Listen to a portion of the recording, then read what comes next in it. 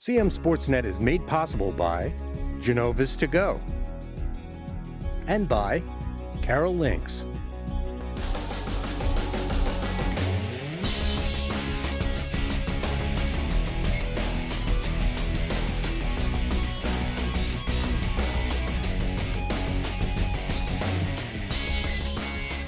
Good evening, everyone, and welcome to the CMSportsNet Football Game of the Week.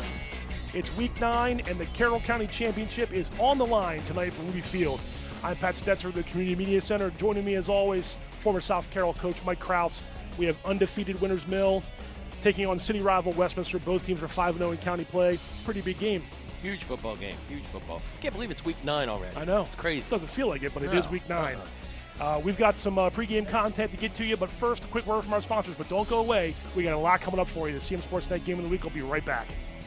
Hungry? Genova's To Go. Pizza, pasta, subs, and more. Fresh hot pizza right from the oven. Genova's To Go. A mouth-watering cheesesteak just off the grill. Genova's To Go. Fresh baked bread and plump wings seconds from the fryer. Genova's To Go. Genova's To Go carryout, delivery, mobile device, and online ordering is available at all locations. Westminster, Hampstead, Manchester, and our newest dining room in Eldersburg. For lunch, dinner, or any time in between. Genova's To Go.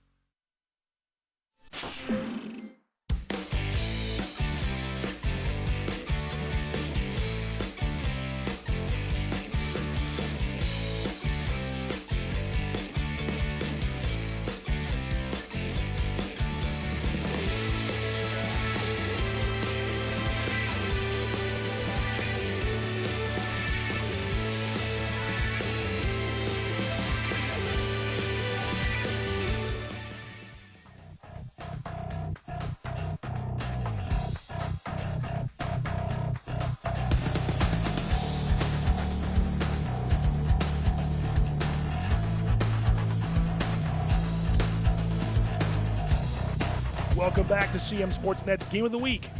Pat Stoetzer and Mike Kraus getting ready for the Falcons and the Owls for the county championship. We visited with both coaches earlier this week as they get ready for tonight's game. First up, Winters Mill coach Matt Miller, whose Falcons are going after their first ever Carroll County title. Let's take a listen. Coach, you guys have handled your share of adversity through the year. A little bit more to handle this week going up against Westminster this Friday. How have the kids absorbed the loss of Caleb Crouch this week, going into, last week I say, going into this week in the regular season finale? It's. I mean, me personally, I'm sick in my stomach because it happened. It's unfortunate. I get to come back and coach more football games, but these kids have a finite amount to play, and it sucks. I don't know how else to quantify it.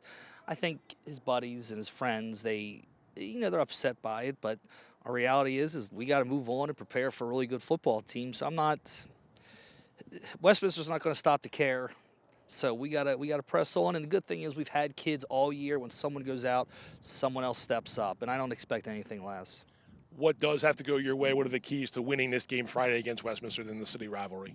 We're going to do what we're going to do.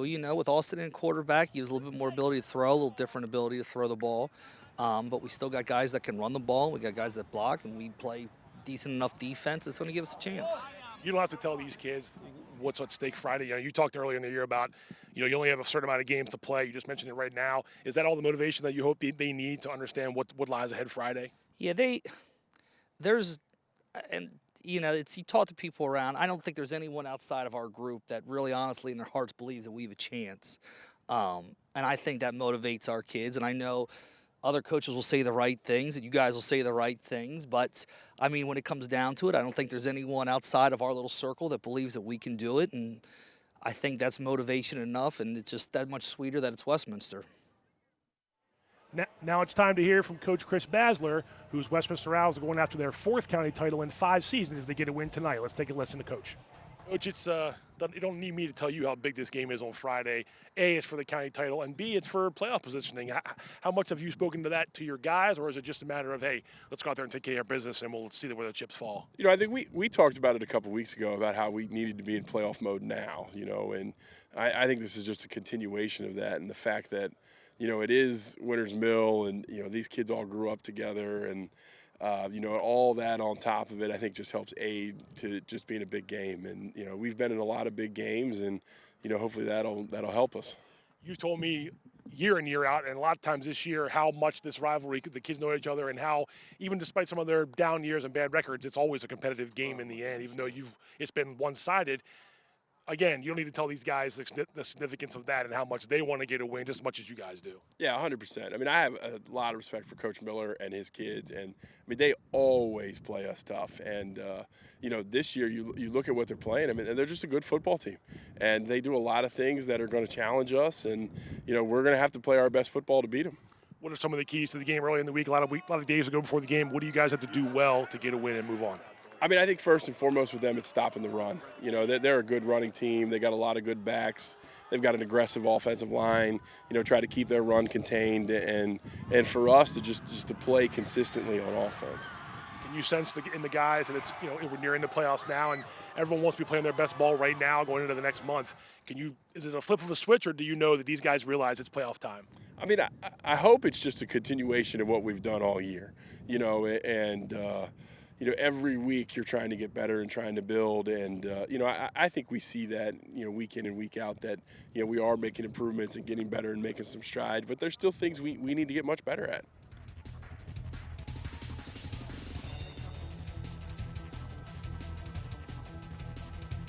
Thanks to both coaches for giving us a few minutes of their time this week. And Coach Kraus, you take a look at the team stats here as we get ready for Week 9. Like you said, it is hard to believe we're in Week 9.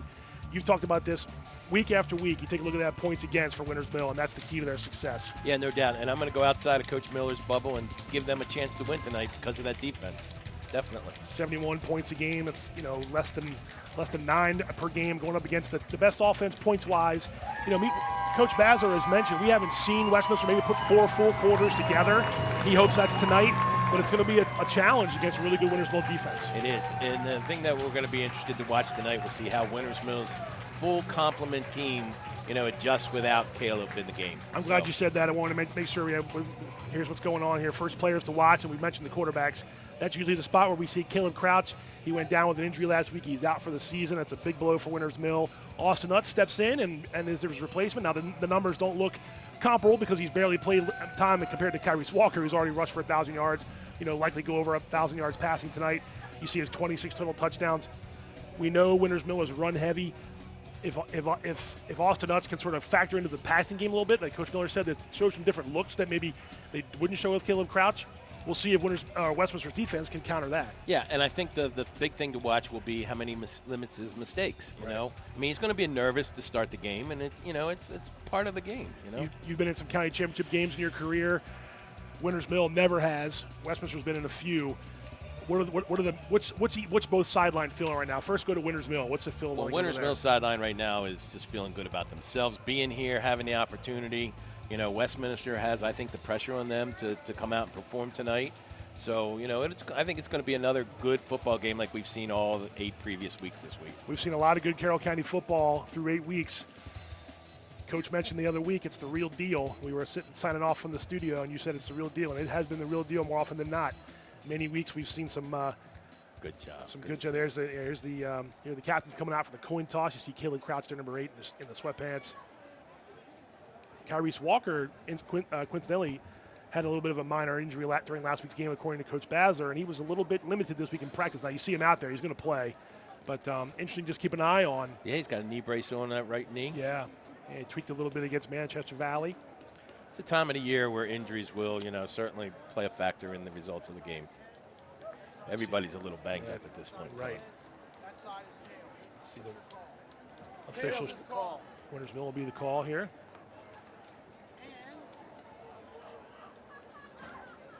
Looks like Winters Mill won the toss. And then Westminster will kick toward the concession stand side of the field, Ruby Field here, with a pretty big crowd filling in the stands here, Coach. It's a big night tonight. It's been hyped up all week, and we're only a few minutes away now from kickoff. Yeah, we've said it before, nothing like Friday Night Lights. No doubt the biggest game in a lot of these young men's careers, especially that Winters Mill side. Again, some of the veterans of Westminster have been in a few of these games before. See the Owls getting hyped up. Yeah, this kind of game creates memories that you'll remember 20 years from now, Well said. They won't be thinking about that right this minute, but when the game's over, Yep. they definitely will. Keys to the game. If you're Winners Mill, you're going to win how? I think manage the football game. Take these first couple series, see how they adjust to their new starting quarterback, and eliminate mistakes for both sides. We're going to look at the team's Week 8 scores. I'll get back to the Westminster keys to the game from Coach Kraus in a second, and then the national anthem's coming up here. But this is how Week 8 finished in the Carroll County Athletic League. You see some of the scores there. And we will pause now momentarily for our national anthem.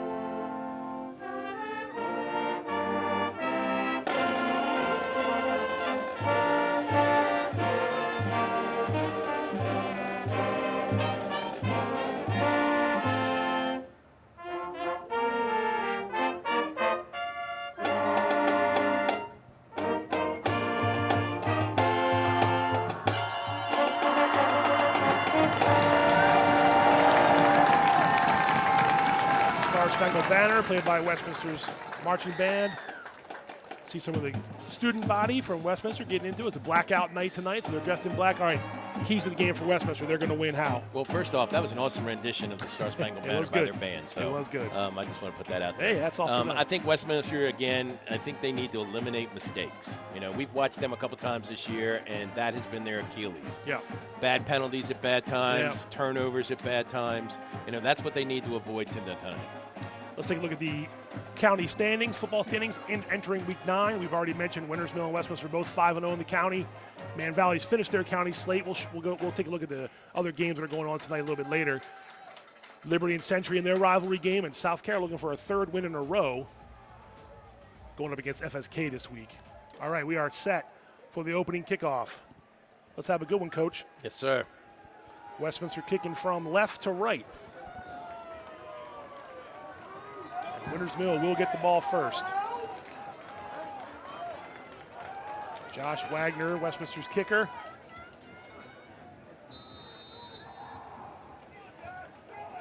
Gonna put his right foot into it.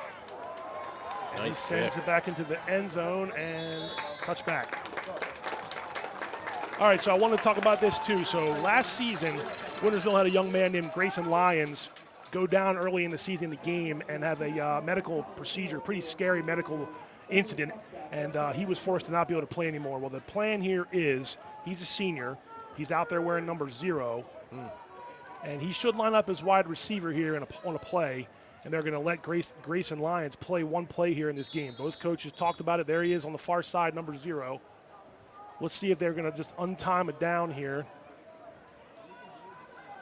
It does not surprise me that both these coaches and coaching staffs allow this to happen because they're both class programs. Yep, you see him over there on the 20-yard line, Grayson Lyons, and they will run a play. Lyons ran out as a receiver, and that's very cool moment for that young man. He came off. He's getting some handshakes on the sideline there. Yeah, I think that's pretty classy. Yeah, there he is right there on the replay. Just to be on the field, it's got to be pretty special for him. Him and his family. Very scary situation last year, early in the year, down at Frederick County. Life-saving procedures were done. Yep. And he's with us today, and that's a good thing. That so the 2-yard gain there, so 2nd and 8. Yep. That sent ripples through the county last year when that happened. It definitely did. I talked to him once during the season, and he's just, very grateful, and he's still here. That's a big moment. So that's great for him to experience that moment. There's another handoff by Winners Mill. Got some positive yards there on second. That's going to be 3rd and short now coming up. Yeah, that was Paris Lee again, number 3. So 3rd, and we'll call it 2. That's what they're going to see a steady diet of, I think, tonight, running the football. There's your starting offense. You got Baez and Lee, and Cook as one of your standout receivers. And, of course, quarterback number 17, Austin Utz. His first start going up against the city rival Owls, and the first big play is here, 3rd and 2. Handoff, Paris Lee. He got the initial push, but I think they stopped him. Yeah, I think so. Let's see where they mark it. Had to get to the 30, and he's at the 29, so that looks like it's going to be a 4th and 1. So the first big play is Westminster's defense. And let's see. Offense is on the field. Yeah. And offense is coming back out on the field on 4th down. They might look to draw him off sides here. Yeah, they might. 4th and short from the 29-yard line. We see the brotherly push here. Oh, they go for it. Yep. And Utz. He's got it. He's got it. Wow. That's Gutsy a pretty call. big play.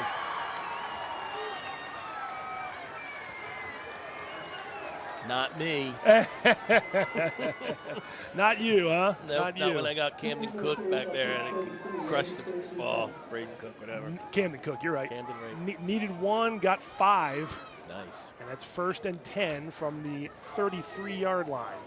I guess they gave him 4 officially. So the first big play goes to Winters Mill. Sends a big message to Winters Mill's offensive line. The coach believes in him. Cook's in motion. He's going to get it on a jet sweep. Flags come out, and I wonder if they were set. But we'll find out here momentarily.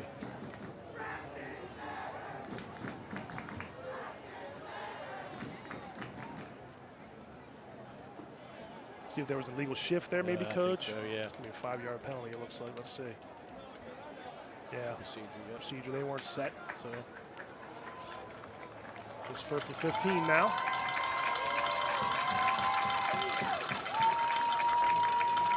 Westminster starting defense. We've mentioned Josier Donald's name a whole bunch this year. Leads the county in sacks. And then meanwhile, Casey Heisey, their linebacker, leads the county in tackles. And some talented defensive backs back there. Clayton Dorsey, Isaiah Sprinkle, and company. 1st and 15 now. This is Lee, and that was Donald grabbing some cloth, as you like to say, Coach. Sure.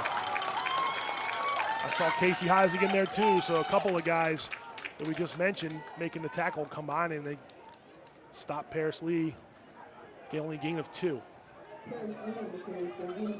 Josier's really impressed me, Coach, a lot of the time. Number 5 for Westminster. I was just looking his number Athletic up. ability. He's a very good player, yes. Yep. Athletic ability is off the charts. He gets to the quarterback, he gets home, and his long wingspan causes some disruption in the passing game. Yeah. He plays the edge very well. 2nd and 13 from the 30. Misdirection to Nico Baez, number 2, and he gets a couple yards, but now you're going to be back to about 3rd and 10. Ooh, that's that Clayton Dorsey? That might be number 9. Oh, yeah, he's coming off a little gimpy.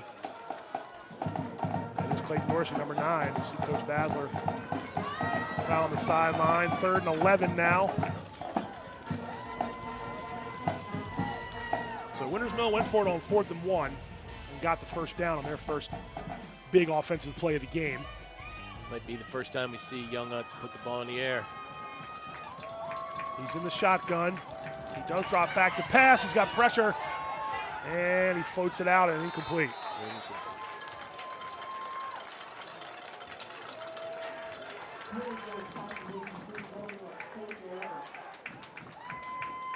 So 4th and 11 now, and I believe that's going to be punt time for Winters Mill, and Westminster, after giving up 1 first down, holds the Falcons on offense. Trying to get the ball there to number 5, Tyler Carroll, incomplete. Nice to see the referees let him play. Some hand fighting, yeah, I think that was fair. And again, we mentioned Camden Cook a lot, and for rightfully so, one of the top punters around. Gets off a good one.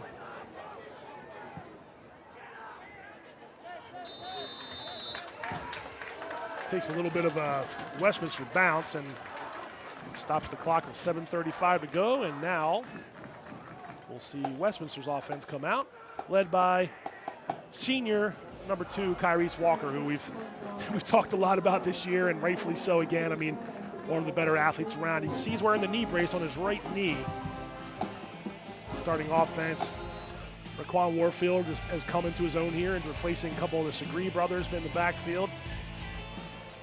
Hey, Clayton's still down here on the sidelines trying to loosen up that. Yep, so he is not out there on offense to start. And the first play is a catch out up near the 40-yard line, so completed pass to number 4, Isaiah Sprinkle.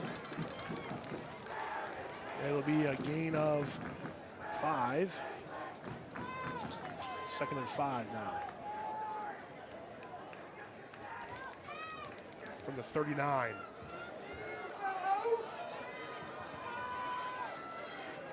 Walker in the shotgun, as we've seen him all season. Corralled that snap, handoff there. And that's going to be a first down.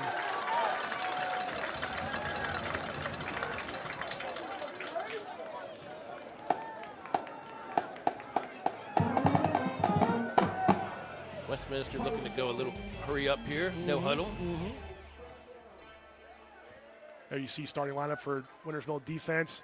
The best in the county, a lot of athletes out there. We've seen them highlighted all season long, and it's going to be their biggest challenge to date, trying to slow down this Westminster offense. And the Owls already have it up to the 45-yard line. And off again, Warfield finds some room around the far side. He might be gone. 30, taken down outside of bounds. Big gain there.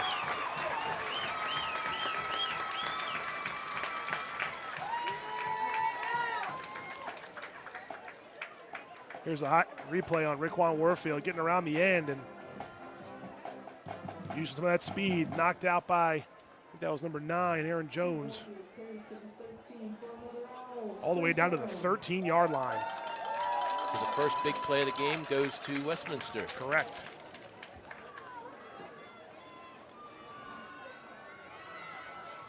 Taken out of bounds, so we'll stop the clock. Again, Warfield, this time Winters Mill. Oh, he got past the first line. Give Tyler Carroll, number 5, credit for the tackle. Some good penetration there, though, by the Owls' offensive line. They're big up front, too. Yes, they are. We've said that earlier in the year. Gain of about 3. Down to the 10-yard line. And we got an injured player. That stops the clock. And we mentioned injuries, and you don't want to see anybody go down, but this time of year you can ill afford to lose anybody. We saw Clayton Dorsey walk off, a little bit of a limp. Now we got one of the offensive linemen for Westminster down, so you don't want to try to limit as much as that. I mean, you obviously can't predict injuries. Yeah, you can't predict them, but yet that's one of the things in the back of your mind that you just hope that doesn't happen to any player on either team. You don't want to see injuries. So we were in the studio last week watching 3 different games, and we hear through our headsets that, Caleb Crouch is hurt, and then we see him on the sideline, and we see him on crutches. I mean, that's the gut punch of gut punches when you lose that kind of guy in week 8. Now, they got the win, credit to Winters Mill, but I mean, this weekend going beyond, everybody makes the playoffs, is going to be how can they, you mentioned this in the pregame, how can they overcome the loss of their top player? Yes, absolutely. And I think Coach Miller said it best. His kids have rallied. The next guy up stepped up and has played well, so he's planning for a good, good performance by him tonight. Yep. All right, 2nd and 7 now from the 10. Big stand for Winters Mill's defense here. Absolutely. They bring pressure. Baez missed the tackle. Warfield got a couple more yards, but Winters Mill did a good job there bottling him up. But Baez shot that gap quick, and Warfield was able to get around, and actually no gain. So that's the beauty of the 3-3 stack, because they're going to bring 3, 4, 5 guys that just don't know who, So that'll be up to Westminster to be able to pick that up. Sure. So here's a big play now for Winters Mill's defense, a 3rd and 7. Huge. From the inside the 11, so we'll call it the 10.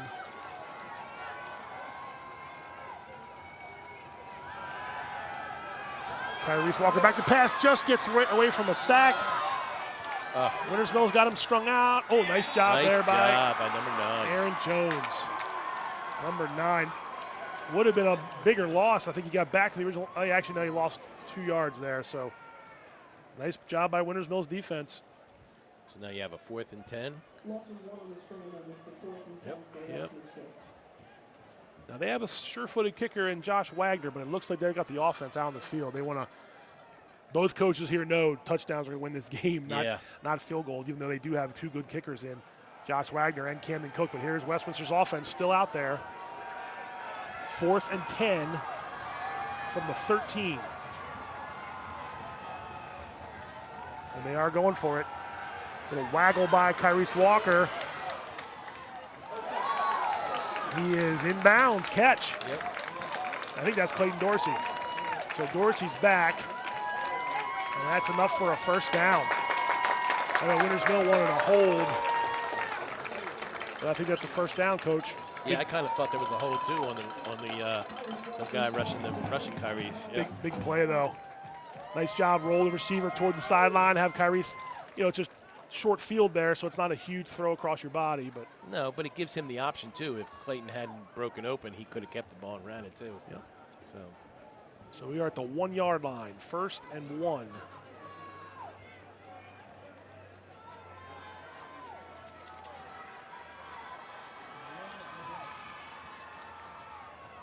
Handoff is to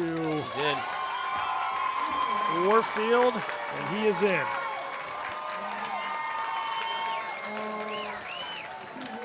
So the first points of the game belong to Westminster on a Raquan Warfield 1-yard touchdown run. 2 fourth downs on each. One team completed a 4th down on each side. Little gutsy on both teams. Now wait, hold up for a second. There is a flag. Sideline warning. Okay. Against Winters Mill. Yep, just a sideline warning. So it is a touchdown's good. Warfield scores from 1 yard out. He had the long run to get him down in the red zone, and then he caps it off with a 1-yard touchdown run with 3:44 to go in the first quarter. The Owls are a PAT away from taking a 7-0 lead in this clash for the county title. Kick. Spot was up. Spot was good. Kick is up and good.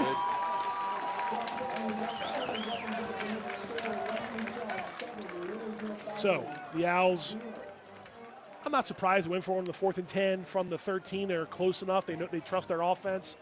Both teams have kind of rolled the dice early, and Westminster pays off in a touchdown. Well, you're playing for the county title, so you go.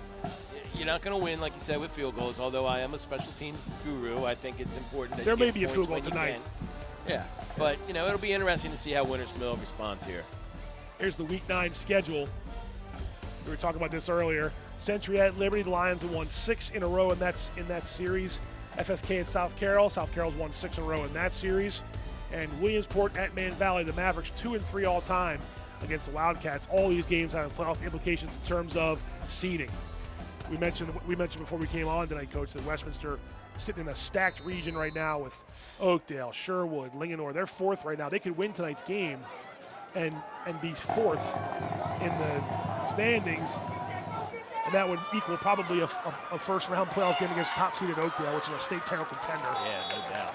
So not an easy task here in these. That's how we get to the playoffs, right? I think their region is kind of similar to the SEC, man. You're going to play a good football team every week in the playoffs. You might be right.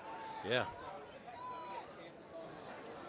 Winters Mill in the 2A, 1A West with a couple of their Carroll County teams. We can talk more about this as the game goes on, but they've already locked up the 1 seed based on the rest of the region. So they'll actually get 7 schools in that region. They'll have a first-round bye. Could come at a nice time. We can talk about rest versus rust, but yeah, that was always, a little bit of worrisome on my part. But I talked to Coach Miller this week about the off week, and giving the guys a couple days off is a good thing, both mentally and physically. Yeah, I think so. I think, and like you said, tweaked ankles and achy knees can really get healthy in a week's time. Definitely. Good game there on first down. I think that was Malachi Denning, number 12. And he gets up to the 26-yard line, so a gain of 3. One thing Winters Mill does have, Coach, is running back depth. They have a full stable back there. They do, and I think we'll see them all tonight before the night's over. Another handoff. It's Denning again. Stopped up that time by the Owls defense.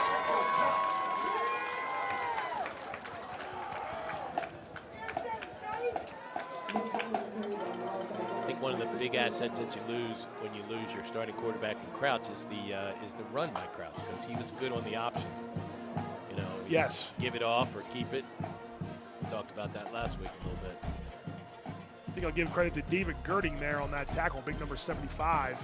And it's a loss of yardage, so it'll be a 3rd and 7 now. And this is the place Wintersville doesn't want to live tonight for the most part if they want to win this game. Utz will drop back to pass, and he will go deep. Oh, had a man out there. Nice defense, trying to get it to Camden Cook. And Isaiah Sprinkle was there for the pass breakup. I thought he had him for a second there, Coach, right around Caleb was going to go up and get that 40-yard line, but Camden Cook couldn't quite pull it in. It's all right, 4th down. Nicely thrown the ball by Utz. Yeah. Yeah, it was a good job, and Sprinkle had his arm in there and did a good job batting it away. So 4th and 7 now. We'll see Cook back to punt again for Winters Mill. Sprinkle and can't see who it is, a teammate back there to receive. High kick from Cook. And not much distance. It's going to go out near midfield. Let's see where they mark it. Right at the 49-yard line. So had some height, good hang time, but did not have a lot of distance, like you said. And so you don't want to give this offense a short field, and they just did.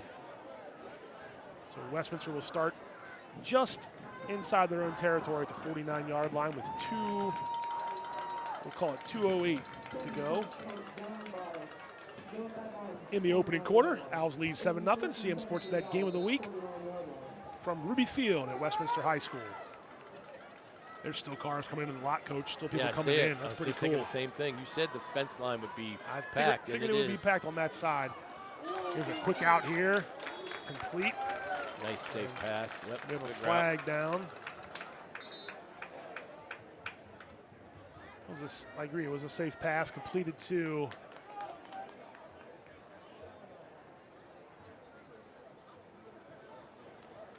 give that. For the moment, that catch was made by 21. And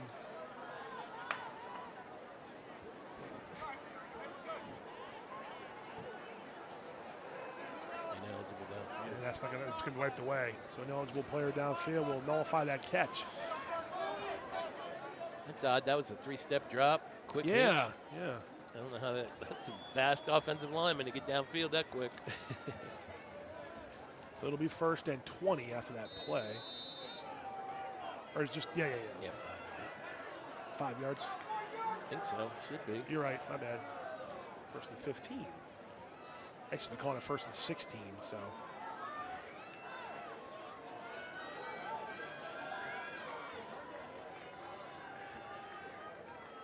So it puts the Owls behind the sticks. There's a handoff to Warfield. Tries to cut it back, and Wintersville's defense does a good job to close that gap. Yeah, I've been impressed with their defense all year long, as I've mentioned. They're very disciplined. They play their gaps very solidly. They don't over-pursue too well. That was Paris Lee in there, too, one of the top players from the county rushing the ball, and he's also one of their top defenders. So they're going to need big games out of guys like him to stay competitive here, I think, in this game. I agree.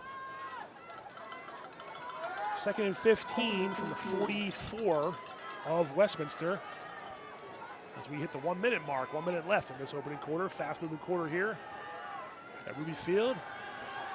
Looks like a screen pass. That's complete to Dorsey. He finds the room. Back to the original line of scrimmage. Down goes one of the officials. Oh, be careful out there. And he's all the way up to the 48-yard line of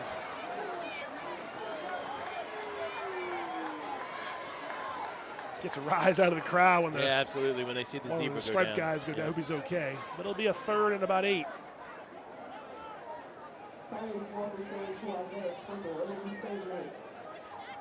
Could be the last play of the quarter.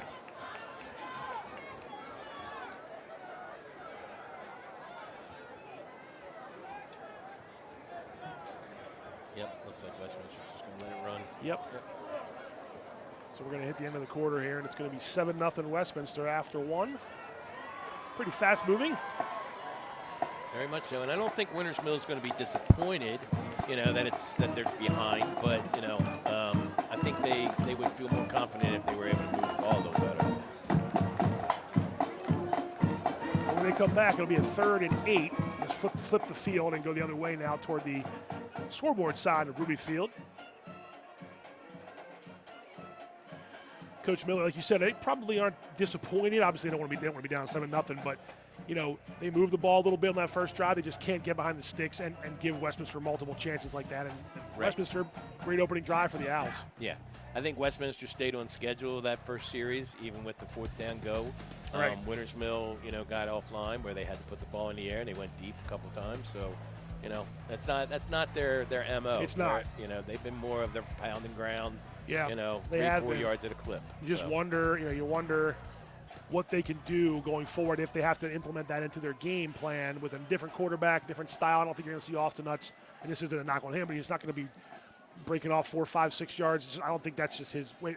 We'll see. We'll see how the rest of the season goes, but it just might be a little different wrinkle on offense, and we'll see if Winters Mill's guys can rise to the challenge. I would like to see them, if they have to put the ball in the air, give him some safe throws. Let him get into a little bit of a rhythm. Right. Instead of having to throw the ball deep. Yeah, we've seen a couple deep balls already from Utz. Although he put that one to Camden right on. He did. Yep. But you're right. Like what we saw with Westminster right away. He just a couple quick outs, get the confidence going, get the chains moving, get a little rhythm. Yep. So here's 3rd and 8 as we start the second quarter in Winters Mill territory. Low snap. Pass is caught. Isaiah Sprinkle pushing for that first down. He got close, but I think it's 4th down. Yeah, I think he's going to come up just short. Yep. I wouldn't be surprised to see the offense stay on the field. Yeah, they're in 4 down territory.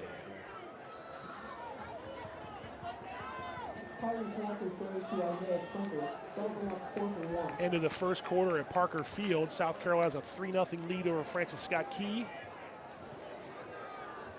Doing my best. Cannon Hunter, nice. That's right. All right, 4th and 1 from the 42.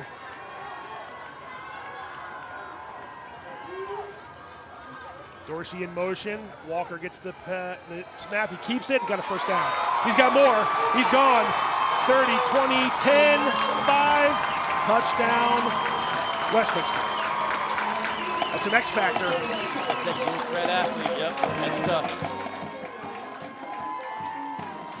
42-yard touchdown run from senior quarterback Kyrese Walker. On 4th and 1, you got to watch out for the quarterback in Westminster's offense, and the missed tackle, and he was off to the races. And they did have hands on him. It did. It wasn't smooth, clear sailing, but he's got the speed and showing no effects of that little tweaked knee that he suffered last week.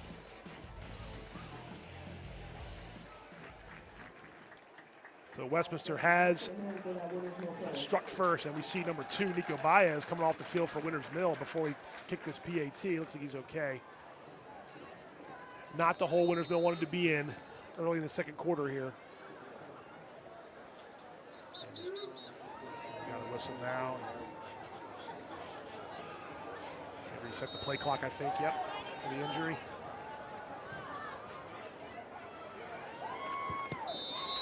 Wagner's kick is up and plenty good. And with 11:04 to go in the second quarter, Westminster 14, Winters Mill 0. And there's looking at your first quarter plus team stats. And obviously it's been all Westminster so far. Over 100 yards already. No passing yards to speak of yet from Winters Mill. Just a 20 rushing yards. So obviously 42 yards of that rushing for Westminster just came on that last play with 2 big plays. The Warfield long run down into the red zone in the first quarter and a 42-yard touchdown run by Kyrese Walker just now. And in a couple body blows now, Winters Mill has to absorb. Yeah, they're going to have to see how they respond getting up off the mat. Momentum is, you got to swing the momentum here. So a good return would be a big factor here. Give their young quarterback a chance to, have some good field position. Right, and we'll see if they dial the passing game back a bit and see if Austin Nuts can get into a rhythm. Don't be surprised too if you see. I'm not going to say they're trick plays, but a couple plays that you haven't seen in a while, just to sort of confuse Westminster's defense as much as possible. I mean, it's all on the line tonight, I would think. Yeah. Well, what I don't want to see is I don't want to see Winters Mill panic. I mean, they're still a very good football team that can, they can still be in this football game. With plenty of time left, too. Yeah. Plenty of time left. This kick did not go in the end zone. Good coverage by Westminster. So Winters Mill now takes over.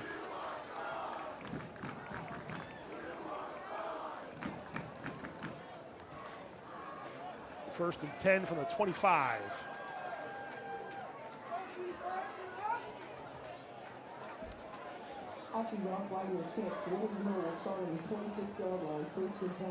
This drive, you tell me, Coach, but I think this is an important one just to get some confidence back on Winters Mill's offense. Yeah, even if it's just a couple first downs. Sure, Move the chains. Tilt the field, in their favor. Camden hasn't really gotten the heavy foot tonight. Right. So, yeah. And here you go. That's a safe play. Oh, you got it. Yeah, it was. That was what I think that's what you want to see a little bit more of. Pass tried to get to Malachi Denning. Made a throw it a little high. I think it's a pass play you got to hit early here. But that's what I was expecting to see a little more of there. Yes. That kind of play will give your quarterback some confidence. Sure. In, getting out of the pocket, hitting its target. Yeah, and let's not be too dramatic here. He's not cold turkey. He played last week. He ran the offense at the end of the game. They got the victory against Man Valley. Correct. I give him a lot of credit for stepping in there last week against a good Man Valley team. Right. Here's a handoff. Some positive yards there. But Westminster's defense closing quickly. And now another 3rd and long coming up for I don't know if you saw that, but they ran that play, but there was no they didn't even cover the quarterback after he pulled it. Great game. So you think that could be a potential well, that's fake. the thing with Crouch, Right. I mean, he would pull that. Much like Kyrese Walker does. Yes. Caleb Crouch, no stranger to rushing. He's one of the top rushers. And that's a real weapon. In the county. Even still, without playing all the game last week. So here's a place from up the middle, and that's a first down for Winters Mill. Much needed there from the Falcons. Give that to Malachi Denning. Guy's moving up on my dude list. You liked him last week, I know that. Yep. Your dude list. I swear we got to make a Coach Kraus all Carroll County dude list for the end of the season. I'll help you with it. We'll put it out. We'll put it out on our CMSportsNet website and make it like all Madden team, all good, dude man. list. That all right, great. that'll be our postseason project. Hey, it's a first down, 1st and 10 for Winters Mill. Here's that same play. incomplete. I think they hit the ground. That one was thrown much better, and that one's on Denning. I got to believe he should have. You see Camden Cook telling him to keep his head up. Yep.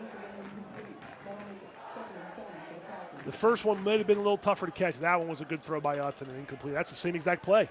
I like that play. Yeah. Again, it's one of those safe throws. Bring the running back out of the backfield. Mm-hmm. So 2nd and 10 now. 9:35 to go.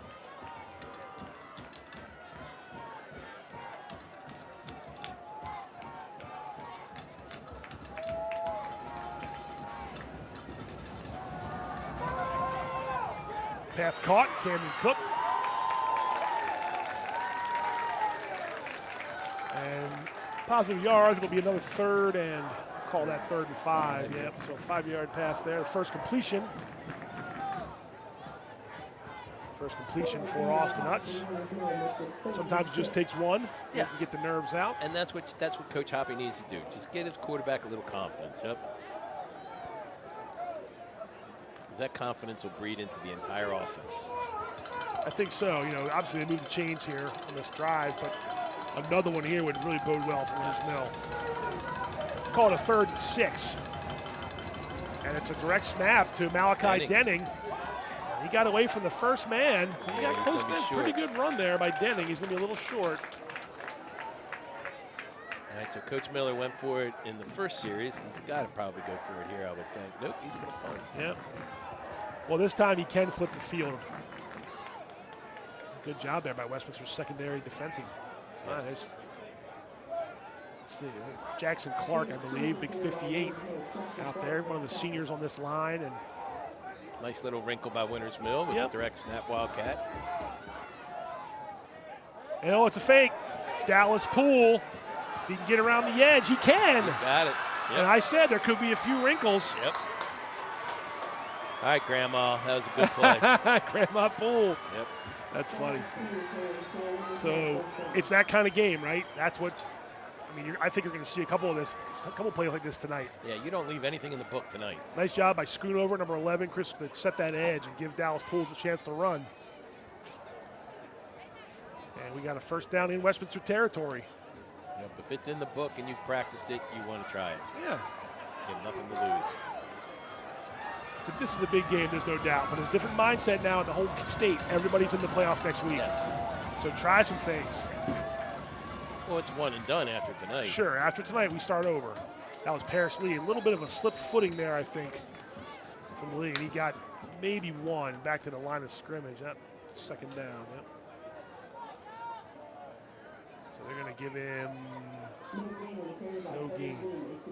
See Coach Matt Miller there on the sideline. In his 11th season as Winters Mills coach. Matt's done a lot for the county coaches, bringing us all together, bringing everybody together. For the all-county meetings. Fraternity. Yeah, it's a good fraternity. I agree with that. Yep. He's let us into that meeting a couple times. It's always good to see the end of the year. He's a good host. There's a nice toss pitch to Paris Lee. Nice job. Paris Lee finds some room. All the way down inside the 20. Westminster wanted to hold there, not going to get it.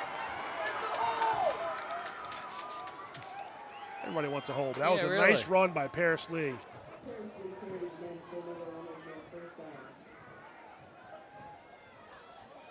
It's that stable of running backs that they have.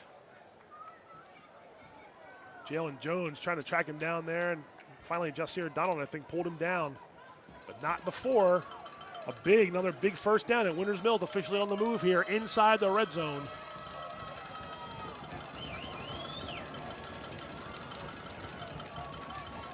Again, Paris Lee, Jasir Donald right there. Oof. Giving a big hit to Casey Heisig, Clayton Dorsey, Jasir Donald all converging on Paris Lee. Back to the 25. That's a no gain, I guess. I'm sorry, the 15. And we got a stoppage of play here. Winters Mills lineman down on one knee.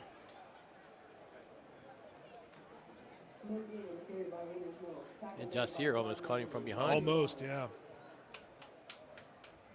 He slowed him up a little bit, and you had some talented defenders there. I mean, Winters Mills defense clearly, and rightfully so, gets a lot of praise. Westminster defense can play defense here too with the best of them. Oh, absolutely. You know, you got to look at their schedule and who they played. I mean, they played some really quality football teams. Franklin, Frederick, yeah, the Carroll schools, Walkersville. I know I'm missing somebody, and they're going to have that and some in the next few weeks with the likes of Sherwood and Linganore and Oakdale waiting in the wings in the playoffs. Yep.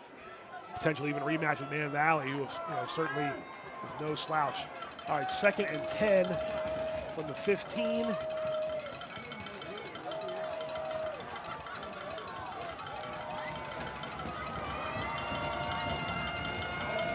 Lutz is back to pass. Pass is caught by Camden Cook. Flag on the play. We might get a hold there on the cut. Hold or perhaps illegal formation, maybe. We'll see what they say here.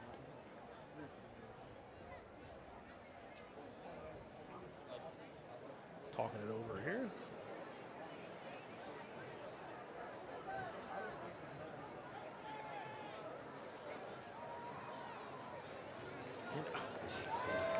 Receiver downfield. So there must be a lineman here somewhere that's just kind of drifting into the, drifting past the neutral zone, so to speak. Yeah, that must be it. I mean, those kind of penalties will kill you. They will kill you.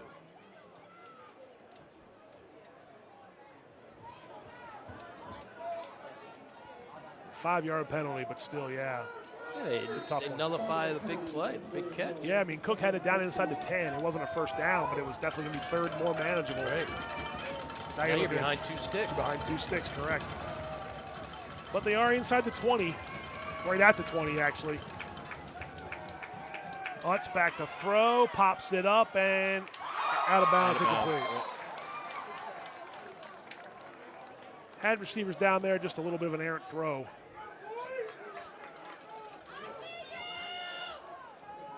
It'll be 3rd and long from the 20. Now, you're in scoring range with a kicker like Cook. Obviously, you want more points here. You want more yards.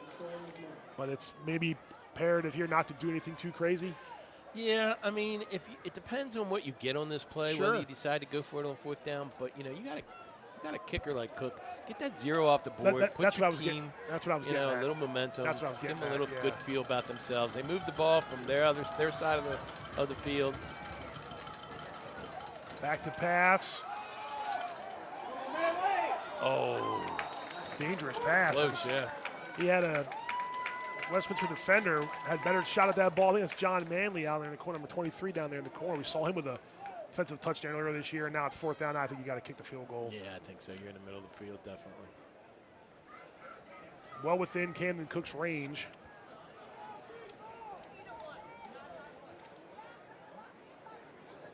Penalty was Crusher. It was. Winters Mill with 76 rushing yards, only 4 passing yards so far through a quarter and a half. But they have a chance here to get their first point of the game. And there was a flag that was blocked, but they stopped the play. Was it offside? I don't know. You were looking at a Offside, yep. Oh, so it'll be a 4th and 10. I don't think that changes the offense, but I think you're still going to kick the field goal. Yeah, I think so. I mean, I wouldn't be happy with the fact that that kick got blocked, but maybe some guys stopped. Yeah, and whistles blew before he kicked it, but now you got a chance to fix anything you might want to fix. So now you're looking at a 32-yard field goal.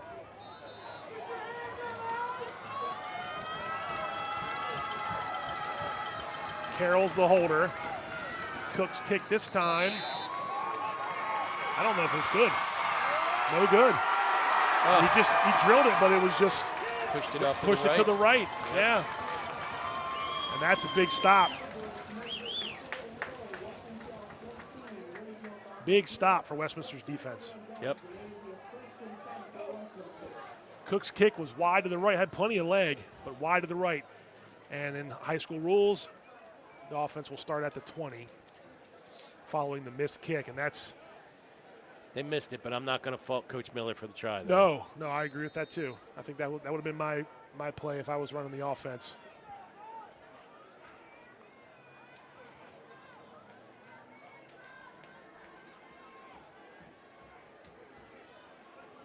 So here we go. Westminster's offense takes over to 20. 5:12 to go in this second quarter. There's a nice run by Raquan Warfield. There's a flag down.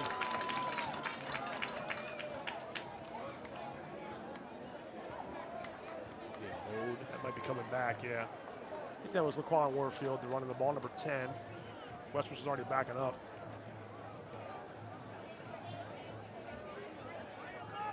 Looks like a hold.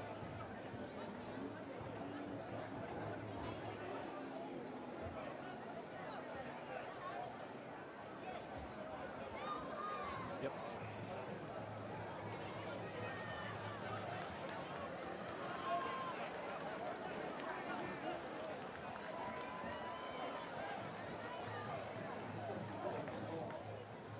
So that's going to back them up. Yep, that'll put Westminster behind 2 sticks. Yep. Stay first down. It's first down, and we're going to go back to the 10. Let's see where they put it. Yeah, right at the 10. So we're 1st and 20.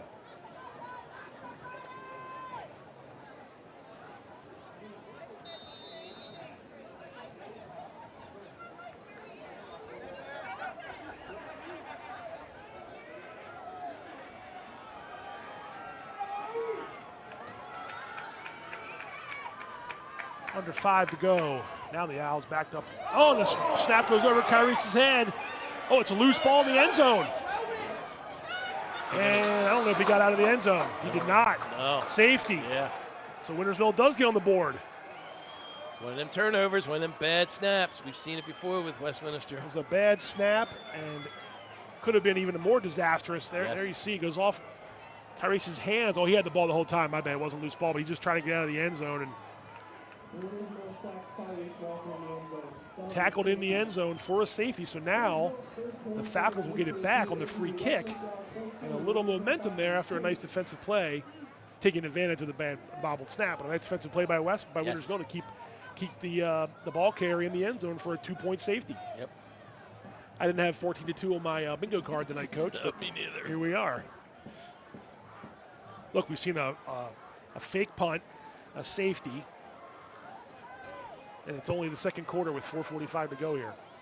And that wouldn't be, you got to be on your toes here. Look for a reverse possibility. Be disciplined in your lane assignments. And the kick's from the 20, so you figure Winters Mill has a good chance anyway to get a good position. Now, it's a free kick, so you can kick it off the tee or punt it, correct? Right, correct. You see Josh Wagner asking the sideline what he wants them to do, what they want him to do, rather. He's going to punt it, it looks like. Someone else is going to punt it. That's Cooper Whitcomb, I think.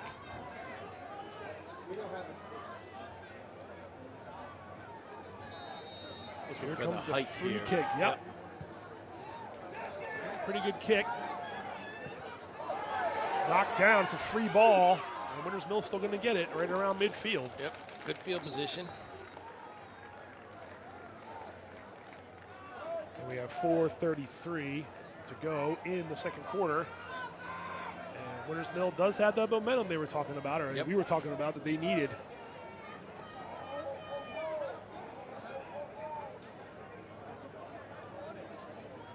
Josh Wagner's punt after the safety.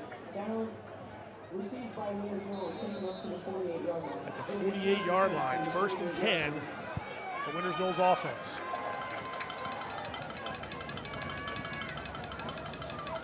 Hand off to Paris Lee. Westminster defense stood him up. Good job by the Owls. Next to no gain there. They're just swarming on that first read. I mean, the quarterback's got to pull it in order for that play to get a little bit of momentum with deception. He's going to have to pull it once or twice. Yeah, I was going to say, and the last drive, he started with that waggle pass and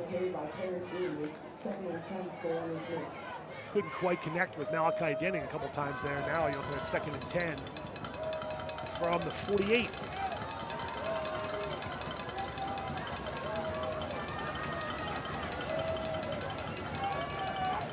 Lutz back to pass. Receiver fell down and he still made the catch. Pass is caught. Yeah, Camden Cook. Nice job by Cook. Nice pass by Utz. It was, to the nice connection there to the 45 of Westminster. So it'll be a 3rd and 3. Not 30, 3rd and 3. 3:25 to go. That's where that little waggle pass could be helpful, or give the ball to Paris Lee. Or a potential keeper. Yeah. Lee is behind Utz, and so is Nico Baez to his left. It's going to be a handoff to Lee. And he got close. Oh, they're going to back it up. Yeah, 4th and short. 4th and 1, clock running. I'll keep the offense on the field here. I think you run it all the way down and see what you see. Westminster gets the ball to start the 3rd quarter, so this was in terms of the importance of drives, this is a big one here for Winters Mill. Yeah. They're bunching up tight. Utz kept it. He got it. He's still moving the pile. That's the 1st down for Winters Mill. Get it. Yep.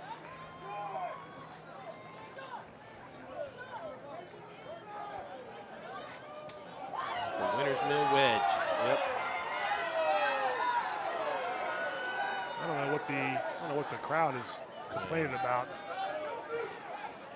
Looks like a 1st down to me. Yeah. Forward progress for sure.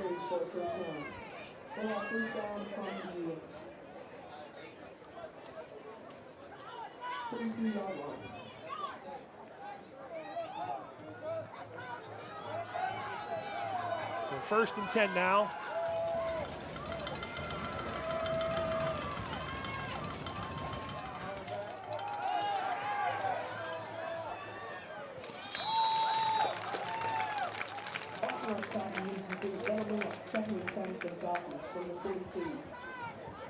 Good decision by Utz there. Yeah, just throw threw it the ball away. away. Yep.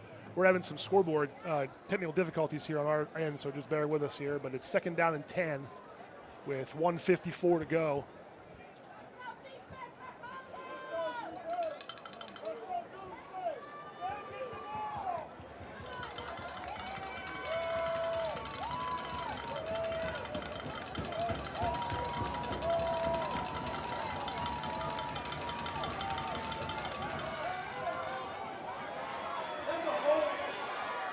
Paris Lee, and there comes a flag.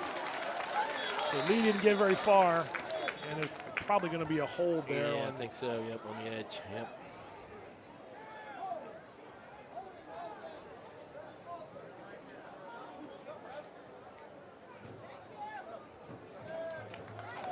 And that is a hold.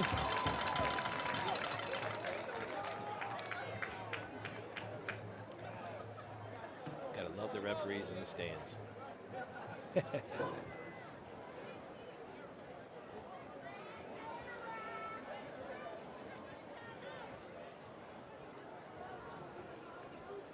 So it should be 2nd and 17. Yep.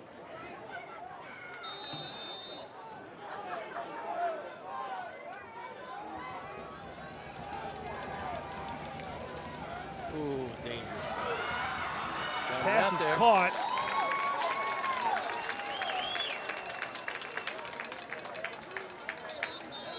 And we got a stoppage of clock. Westminster player down.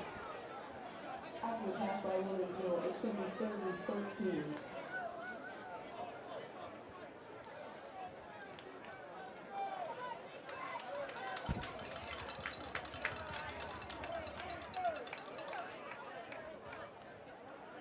Looks like 7. Cooper Whitcomb coming off on his own power, which is good. Yep. Coach Basler and the trainer, athletic trainer, helping Whitcomb off the field. So it'll be a 3rd and about 13 rather. That's from the 45-yard line. Under 1:30 to go.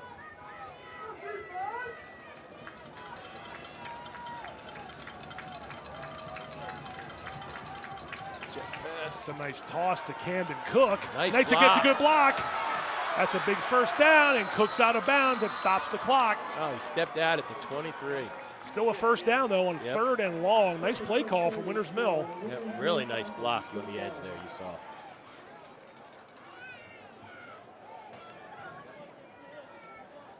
.109 to go. 1st and 10 from the 23-yard line now. Nice run by, nice block there by Paris Lee, too. Yep. Nice job. Oh, he did step out. Yeah, good call by the official. So at the 23-yard line, 109 to go. 2nd quarter.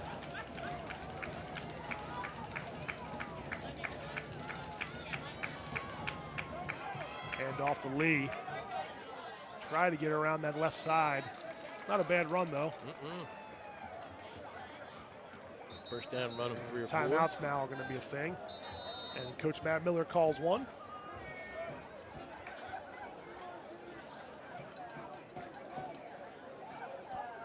.58 seconds to go, according to the scoreboard on the field. 2nd and 6 from the 19. Their best drive by far, Coach, right now, Winters Mill. Yeah, great momentum. Good turn of events with the big run by Camden, or the big pass catch by Camden Cook. Yep. So, if they can put some points on the board here at the end of the half, they'll go into halftime feeling good about themselves. Yeah, and look, they took advantage of that bobbled snap that went over Kyrese's head. He did a good job to cover the ball up. Sometimes that's a little bit of the swing you need. Hey, man, it's a defensive play. It's a play. In a game like this where not much was going right, they missed a field goal in the last drive before that. So they've got things going now in a positive direction on offense. Now it's going to be up to Westminster's defense to see if they can keep them out of the end zone. Yep. And again, there's a lot of time on the clock here, so they don't have to panic. 2nd down and 7. I believe that was their first time out, so they should have 2 left.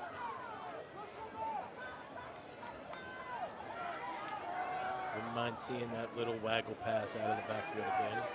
Bringing a man in motion, that's Aaron Jones. The handoff goes to Paris Lee. See 17 down there, the quarterback, there's nobody there. Yep. And another timeout taken by Winters Mill, 48.3 seconds to go. The difference I've noticed so far is the second push there. The second push has been there all year for Winters Mill, that second run.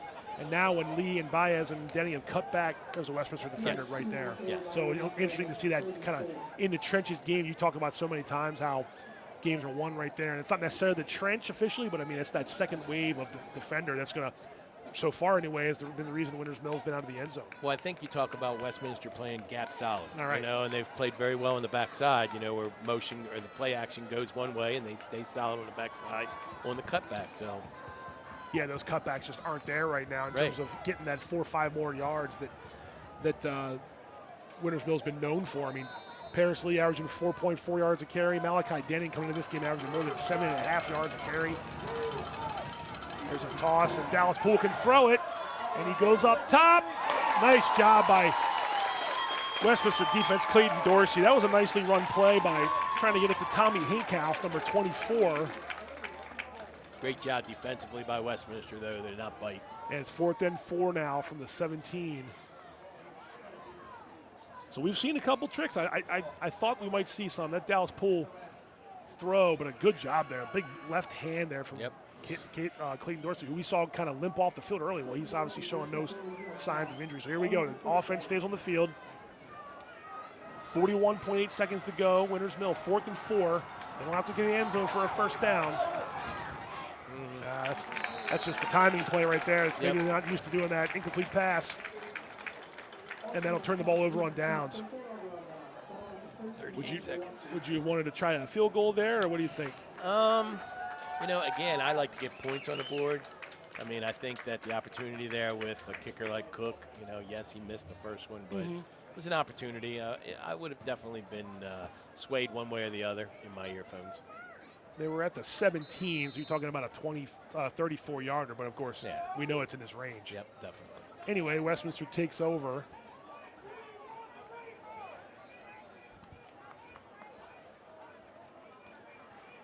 And since they get the ball here, Coach, to start the third quarter, we'll see what happens here, conservative or not. Run the ball a little bit here. Raekwon Warfield. And I don't think Westminster cares to stop the clock here.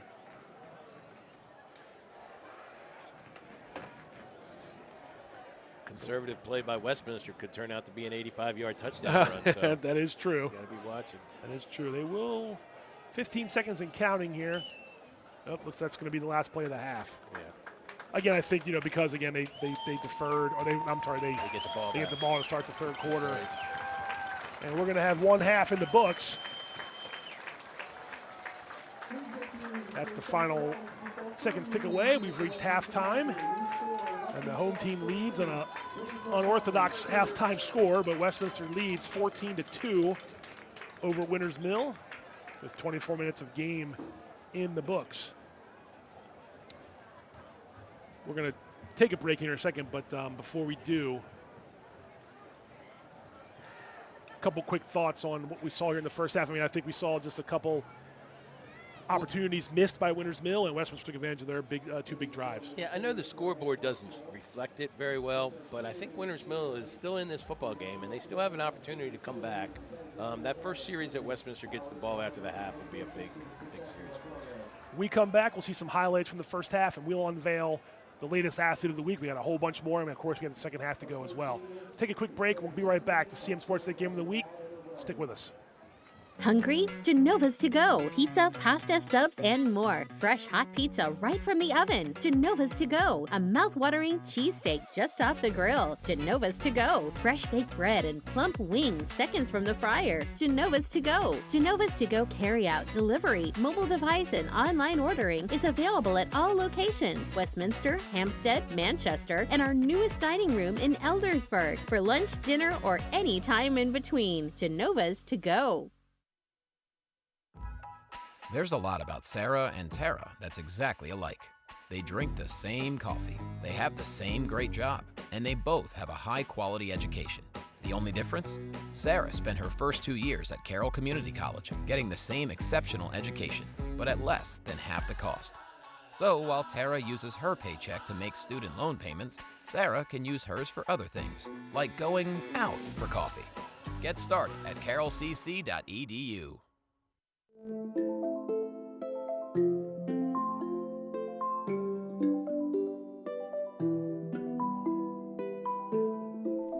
As we begin the school year, 25,000 students will be returning to Carroll County Public Schools.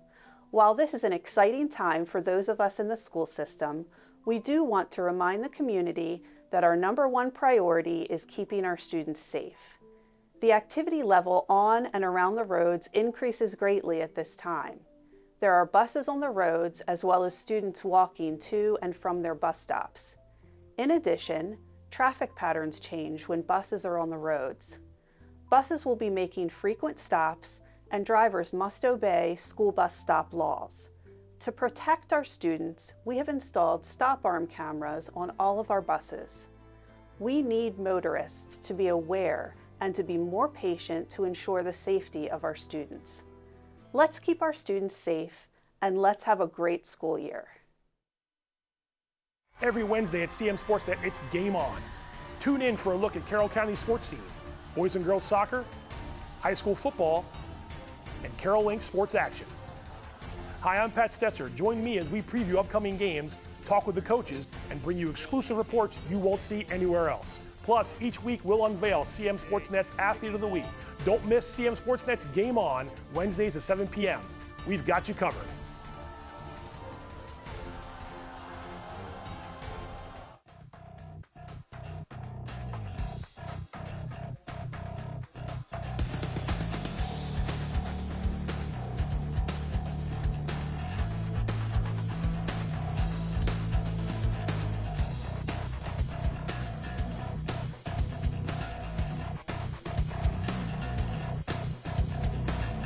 Welcome back, CMSportsNet Game of the Week. Pat Stoetzer and Mike Kraus from Ruby Field.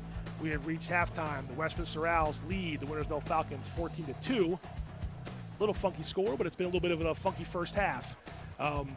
Coach, we're going to see some highlights here in a second from the first half, but we saw Westminster score impressively on their first on their drives that they scored touchdowns, I should say. A long run by Raquan Warfield that resulted in an eventual touchdown, and then of course Kyrese Walker with a 42-yarder, and right away it's 14-0 Westminster. And it was Two big plays. Big plays. Yep. Wintersville got back into the game thanks to the mistake on Westminster's offense deep in their own end. They get a safety. It does give them a little bit of momentum. They have a missed field goal tonight. A little bit of miscommunication with their quarterback trying to time some of the passes. Wasn't the worst half, but again, just I think you see some of the effects of not having Caleb Crouch out there. I was just thinking the same thing. It hasn't been the worst half, No. but I do believe that they're missing, their quarterback, and I think they're finding their way, That being said, they've done good things. They've moved the ball. They've thrown a couple wrinkles into their plays. We saw the fake punt that got to a first down. We saw a nice end around by the Camden Cook first down. We saw a halfback toss that was incomplete. But anyway, let's take a look at some of the plays from the first half. And again, for the county championship on the line, both these teams were fired up from the beginning. The crowd was big. The crowd, both sides are into it. You mentioned how we saw people still coming in on the sideline. And, right this, I believe this is going to be Raquan Warfield. That's finding some space and using that speed down the sideline and got them into the red zone. A really big play. The first big play of the game was there. That might be one of Wintersville's biggest plays of the year. That and Kyrese's run. They went up. Yeah, they went up, yeah. It resulted in a 1-yard touchdown by Warfield. The Owls went up 7-0 after that. This was on a 4th and short, and Kyrese Walker keeps it, and there was a lot of daylight in that backfield, and he scampered all the way, 42-yard touchdown, gimpy knee and all. And after the PAT there, it was 14-0 early in the second quarter.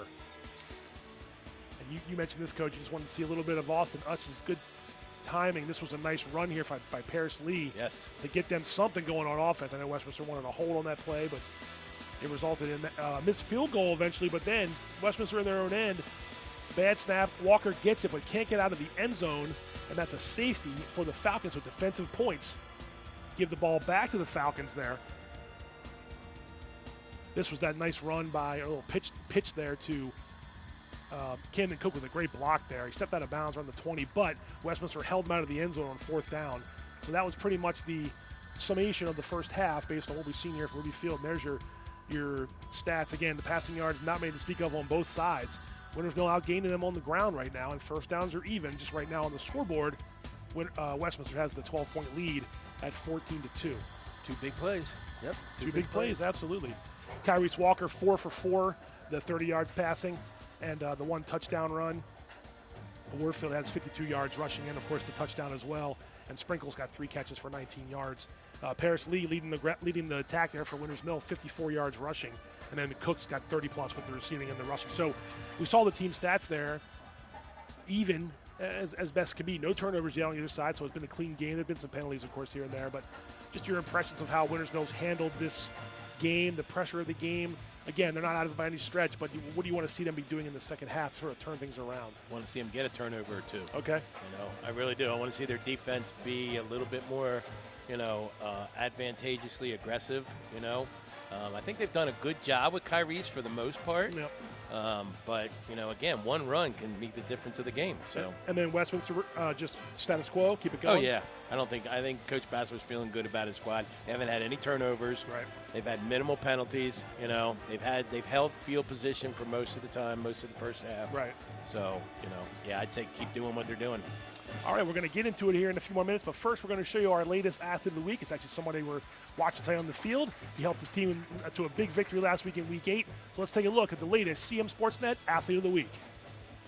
This week's CMSportsNet Athlete of the Week, Paris Lee, Winters Mill football. Paris helped the Falcons win by going for 150 yards rushing, scored a touchdown, also had a sack on defense. Paris, it was a low-scoring game, a greedy game, and you guys got the win. How pumped were you guys to sort of play in a game like that, handle some adversity? I know you lost Caleb Crouch and also got away with the victory. How pleased were you with your guys' effort on Friday and your effort personally? I was excited. We had to step up because we lost Caleb. That was kind of terrible, but we stepped up.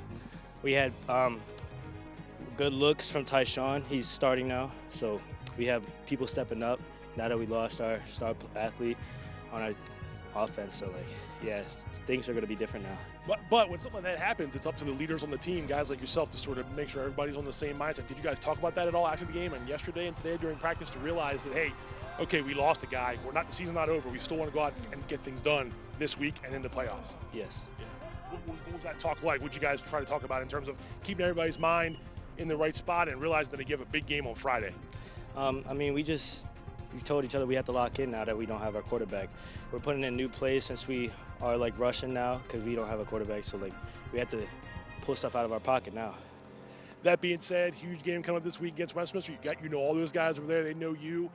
It's been a while since you've only beaten them once, I believe. Coach Miller told me, but there's a chance here that you can finish with a win and be 9-0. That would be something that has never happened, obviously, in Winters Mill. How motivated and excited are you guys to go to their place on Friday and play a good game? I'm excited to beat them. I'm excited. Yeah. That's all that matters, right? And one last question. You had a sack on defense, 5 tackles. I know you're doing well on both sides of the ball. How much do you work on both of them, running the ball for Winters Mill and being one of the runners and also being one of the top guys on defense? Do you try to put in more work one or the other? I just balance it, work hard on both sides every day, never give up, never take plays off and just practice at what I do best. Well, it's paying off. Paris Lee, congrats on a great week last week. Paris Lee, the latest CMSportsNet Athlete of the Week. CMSportsNet's Athlete of the Week is brought to you in part by Barnes Bollinger Insurance Services and by Genova's To Go. Congratulations, Paris Lee, the latest Athlete of the Week. We've seen Paris already contributing tonight for Winters Mill. Now they're behind by 12 points here, 14-2, as we're into the halftime entertainment. Westminster's marching man out on the field. I mean, when you lose a player like Caleb Crouch, it's up to the next person to kind of step up and fill that role. Paris Lee can be one of those guys for Winters Mill. Oh, yeah, I think the team's looking to those guys, Caleb is their leader, and he was their leader. And I think that, losing him, I'm impressed with the way that Winters Mill played the first half, first time without him. So, Yeah. Taking a look here at Week 9, the rest of the scores that are games that are going on in the county. Williamsport at Manchester Valley, Francis Scott Key at South Carroll, down the road at Parker Field. At the Liberty Bowl, it's Century and Liberty in their annual rivalry game, and then, of course, our game here tonight, Winters Mill at Westminster.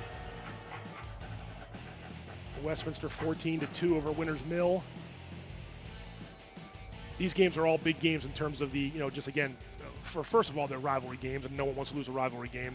Second of all, just the fact that everyone knows they're playing a game next week. So points here for your playoff seeding. There's still some seeds that are to be determined. We know right now Westminster's sitting 4th in their 3A West.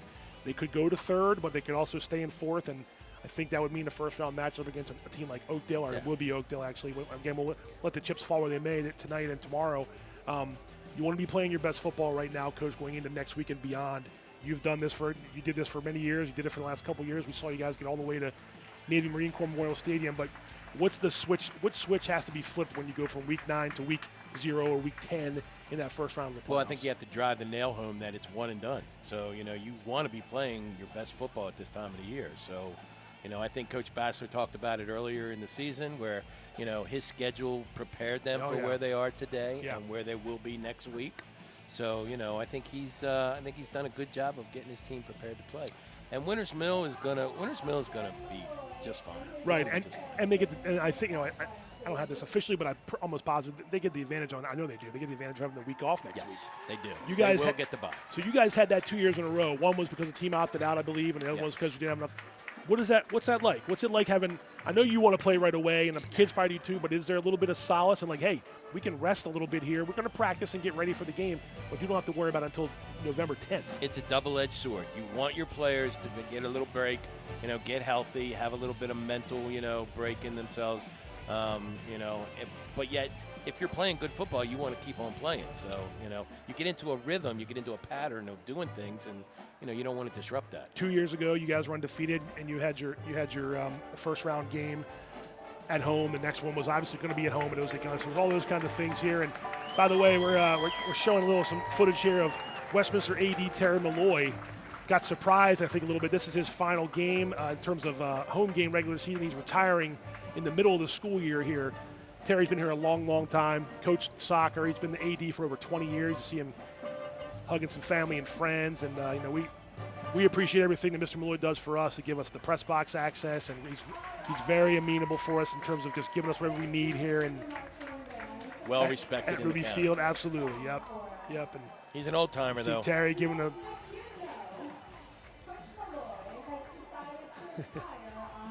That's his wife Carroll there.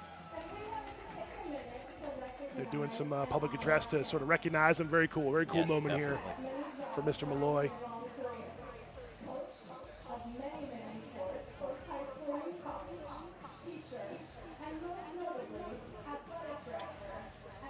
We talk about guys, and you've been around a lot of guys like this. The cliche is if you cut them, they bleed the color of the school. There's no doubt that Terry bleeds the blue and black. Yeah, I don't think the audience knows, what the feeling is when you make that decision, because you look upon, what am I going to do now? I've been doing this for so long, what am I going to do? So, I wish him all the best. He deserves it. And you said something that made me think of something else.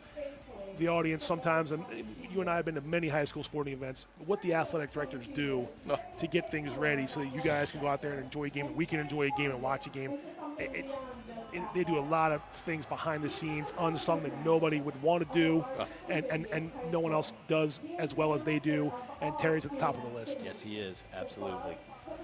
Nobody realizes how much they do is correct. They do a lot. The ADs, and Michael Duffy, the supervisor of athletics, obviously he boasts, and he should, about the ADs in this county and how good they are at their jobs, how much they love high school sports and love their communities. And that guy right there definitely loves Westminster and loves the Westminster community. And I bumped into him at the grocery store a few weeks ago. He was wearing almost that exact outfit. He had his Westminster hat on, his Westminster sweatshirt on. I know he and Carroll have plans to head down to the Carolinas and enjoy retirement, but he won't be a stranger. He'll be here, and he'll be here to help the next AD into December. This is cool. They're giving him a plaque here. Well, I would hate to be the AD behind him because that's a big stature to live up to. Yep.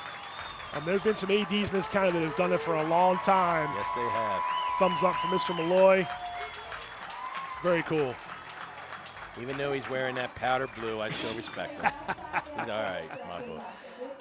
I mean, South Carroll had Fred Baker for many, many moons, and Jim Horn after him, and now it's Tim Novotny, and Steve Thompson was here for that forever and ever at Westminster.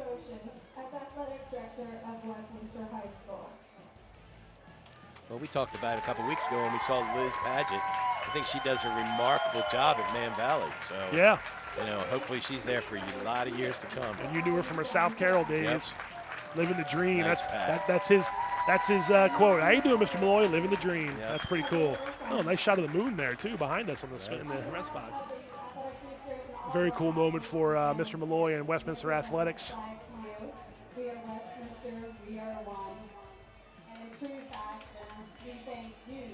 That's awesome. That's great.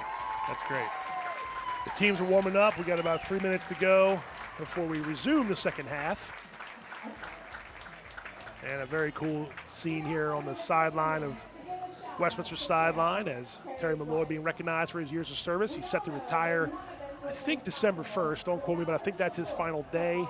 And then he told me in the parking lot today, he said, I'll be back, though, to help run the duels. That's in 3 weeks after that. So he's not going too far away. No, really. But he will be heading to retirement. We wish him well. A lot of class. Yep. Definitely. And a cool moment here. They told us not to spill the beans. That he thought it was going to be one thing, and they told us, hey, we're going to do something for Mr. Malloy. You know, hopefully we can. There we go.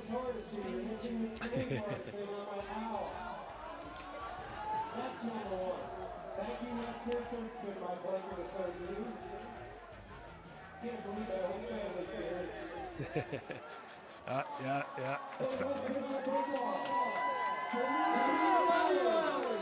Terry got surprised by his family and friends, and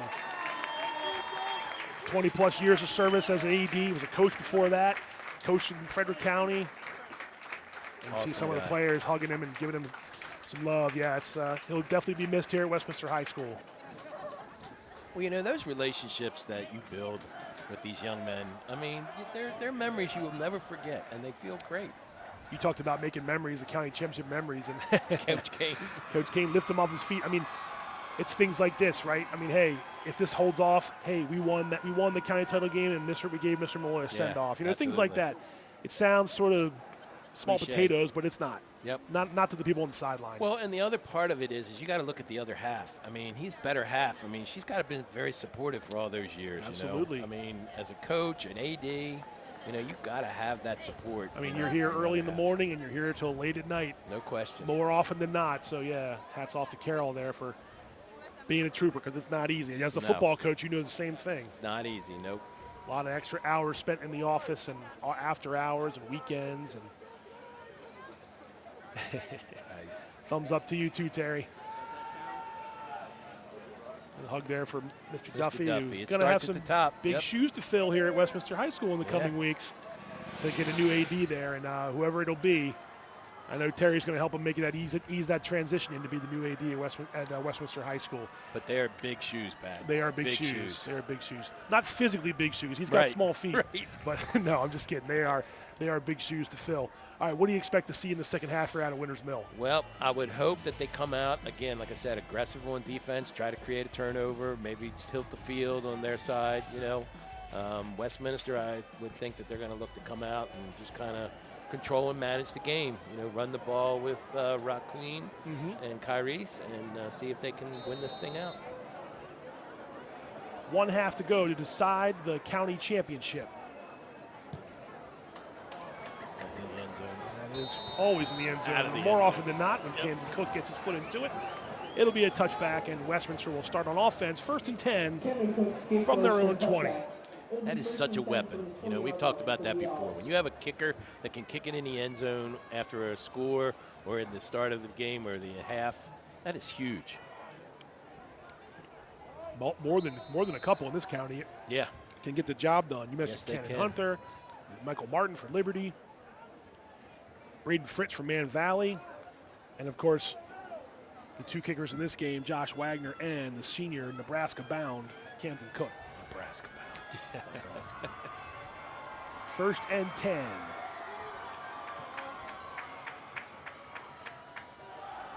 We get a procedure penalty there. Yep. Started quick. Almost a little too quick. Yeah, but we will be watching Mr. Cook on Saturdays. Just like I said to Coach Kent, it's nice watching Nate play a little bit on Saturdays.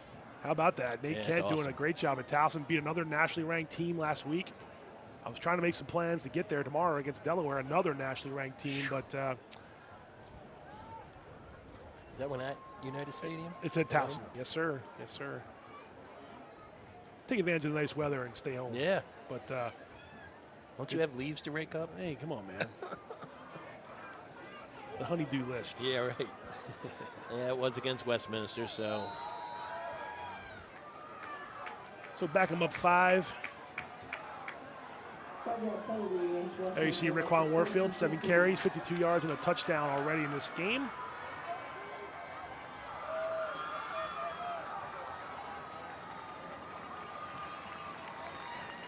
Walker gets the shotgun snap.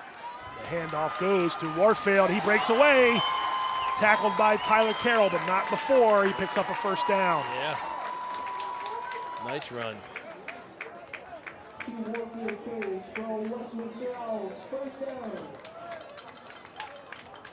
I was just getting ready to compliment Winters Mill's defense. They've done a good job, other than the run, the first run by Raquan and the one by Kyrie's. They've done a decent job. They have. They've done a good job bottling them up, but it's we mentioned Winters Mill's running back depth.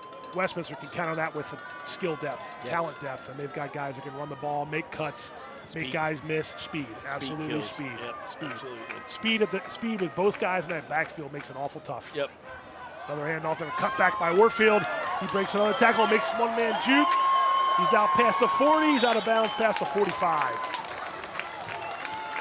So Raquan Warfield off to a great start.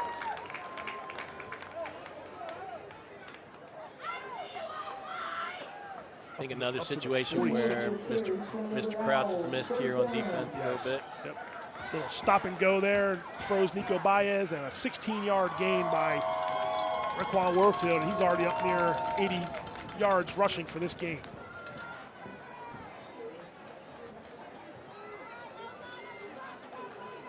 First and 10, Westminster from the 46.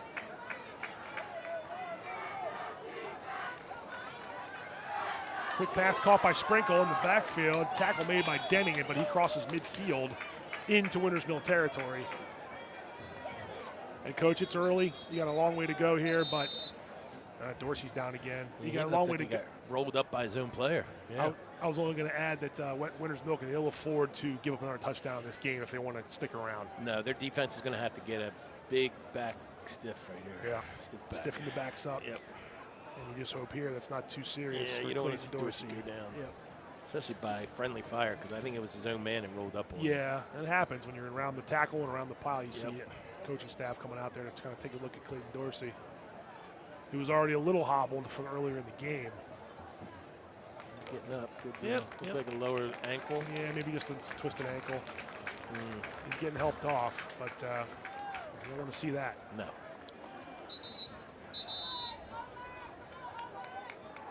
So he comes all the way over to the trainer's table. He's putting a little bit of weight on it now, but not much. All right, back to the action on the field. 2nd and 5 from the 49 of Winters Mill.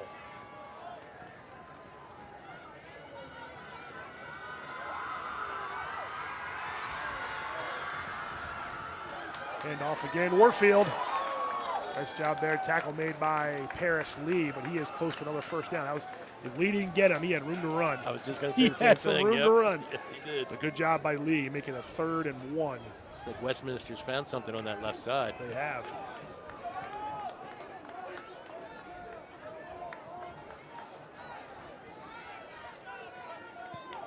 See if Winters Mill can bow up here on defense and either knock him back or keep him from getting that first down.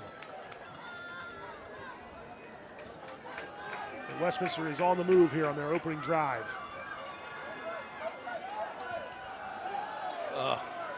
One too many cutbacks maybe. Nice job there by Winters Mill's defense. That was 61. I'm going to give him credit. It's going to be short. Yep. Tyler Easton with that tackle. Oh, he is short. He actually lost a yard. Yes, he did. So there's a bow up there from the Westminster or Winters Mill defense, rather. We'll make it a 4th and 2, back to the 46.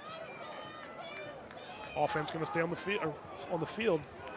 You know, we've said it before. This is where you got to watch out for Kyrie's. Yes. Well, last time they did this, he broke off a 42-yarder. Yeah.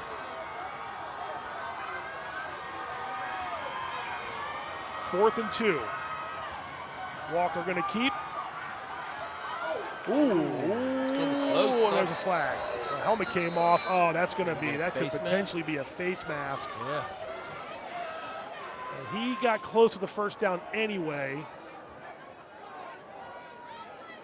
He had to get to the 44. Actually, I guess he's actually short. Let's see. Oh, man. So on a 4th and 2. So they end up getting the stop, but they commit the penalty, and that's killer. Yeah, you can't do that. But his helmet came clear off. I mean, usually doesn't happen unless there's a hand in there. Yep. But he stopped them. They had to get to the 44, and the ball was spotted at the 45, so they had done their job. Just an inadvertent hand to the face, trying to take down Kyrese Walker. It's a 15-yard penalty. It'll push him down all the way to the 30-yard line.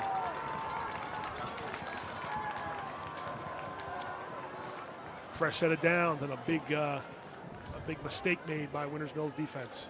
An unfortunate penalty. It was. All right, 1st and 10 from the 30. Isaiah Sprinkle in motion for Westminster. Hand off to. There it is. Yep. Nice cutback by Warfield. All the way down.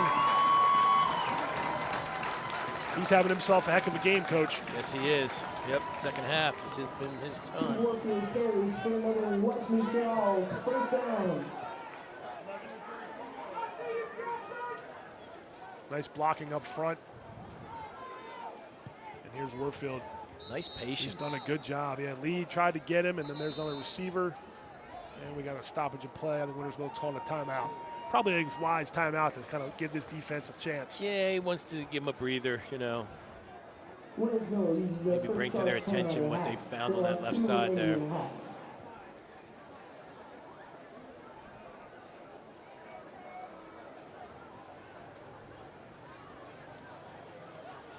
So we 1st and 10 Westminster all the way down at the 12-yard line. This drive started at the 20 of Westminster, and they're already inside the red zone of the Falcons. Yeah, we talked about, Winters Mill, being able to, handle this first series. And so far they've not done a great job of it. The penalty was a big penalty. Penalty hurts. Yep.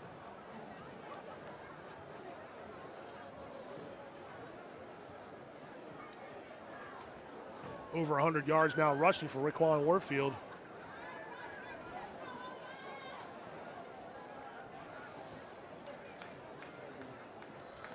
Yeah, so that's maybe a good reset. I mean, you want all your timeouts late in the game, but they got you on the ropes right here on this drive, I think. Yeah, a score here makes a big difference. Really tough. Yeah. Makes it really tough, just based on Winters Mill's makeup. Yep. All right, 8:16, 1st and 10. 8:16 to go, 1st and 10 from the 12. This time he's got Casey Heisig, the fullback, and he's in the end zone. Touchdown, nice play. Yeah, I've seen that play before. Yep, nice play. Casey Heisig sneaks out of the backfield, rarely gets a chance to make an offensive contribution, and that one goes for a 12-yard touchdown pass. And Westminster is starting to take control of this game.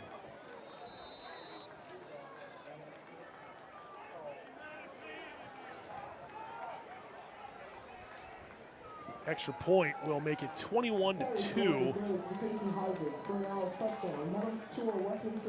8:06 to go. Take a couple seconds off here. Wagner kick is good.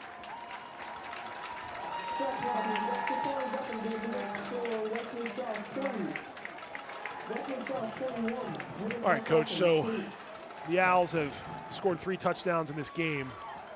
There's still 8 minutes left in this quarter and then the whole 4th quarter to go, so more than 20 minutes left of gameplay. What are you telling your guys when you're on Winters Mill's sideline at this moment? I think you're trying to just keep them, composed. You certainly want to make sure that they understand that they're in a football game. This could be how the playoffs could be. They've got to be able to handle this kind of adversity. And Westminster, you had to like the way that you ran the ball there on that last drive. Well, I did, and I think they found something on the left-hand side of Winters Mill's defense, and I think they took advantage of it, yes. They know they got to stop Kyrese Walker at all times, and obviously Coach Miller knows what kind of offense Westminster runs, but to have a Raekwon Warfield go over 100 yards and Walker's got a 40-yard touchdown run, and then they just involved Casey Heisig, the fullback, into the offense. I mean, it's coming up Westminster here so far through 2.5 quarters absolutely. of play. They were well prepared, yep. This would be a big time to answer if you're Winters Mill on this drive right here. Yes, it would. You'd almost have to say it's crucial, but it's pretty crucial. I mean, you don't, but it's pretty crucial right here in this game. from near the goal line. Wintersville will take this out. And that's one way to do it. Yeah, he's got all the way past midfield. Nice. Fumbled the ball, but it went out of bounds. And that's how you do it, right there. 50-plus yards, it's almost a 60-yard return. And that's exactly what Wintersville needed to get into this game. Yeah, that's something that Westminster coach Bassler's not going to be happy about. He will not. I know you're a special teams guy. You see the one coach all the way out to the hash mark. Oh, he's going to get the ball. Never mind. I thought he was out there to say something, but no, he's just getting the ball, change of possession. And so in Westminster territory, will Wintersville begin this drive at the 43-yard line.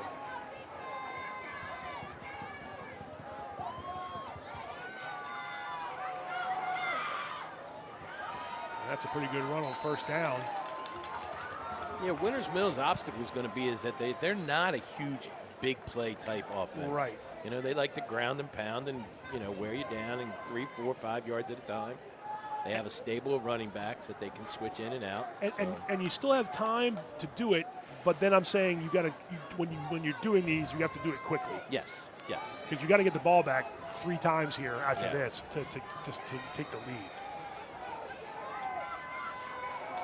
Another run here to Paris Lee. He's finding some room there on Westminster's left side of the line. That's a first down.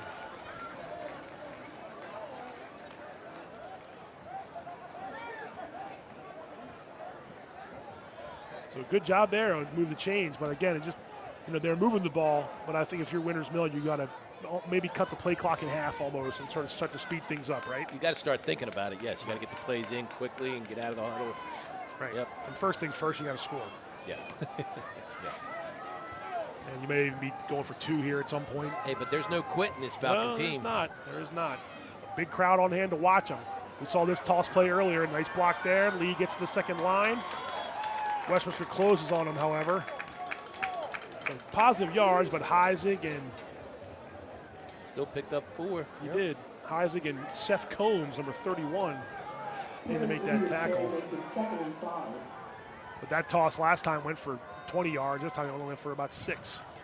Or call it 5, I guess.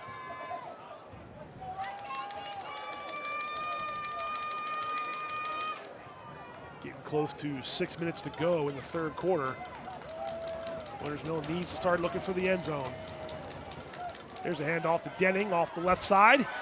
Cuts it back to the middle. And he's got a first down. Caught Westminster in a stunt on that backside, yep. So Wintersville doesn't have to prove this tonight. They can run the ball. They can definitely run the ball. They can run the ball. They've run the ball on everybody all year. Yeah. Come into this game with over 1,600 yards rushing from all their combined backs and quarterbacks and receivers. I mean, they know how to run the football. Any playoff team that's scouting them, that's going to be their number one, concern. Particularly with the loss of Caleb Crouch. And again, that's not knocking off to nuts. It's just a different look. Another handoff, same play. Malachi Denning, number 12, finds a little bit of room. It'll be a second down and 7, maybe? Yep.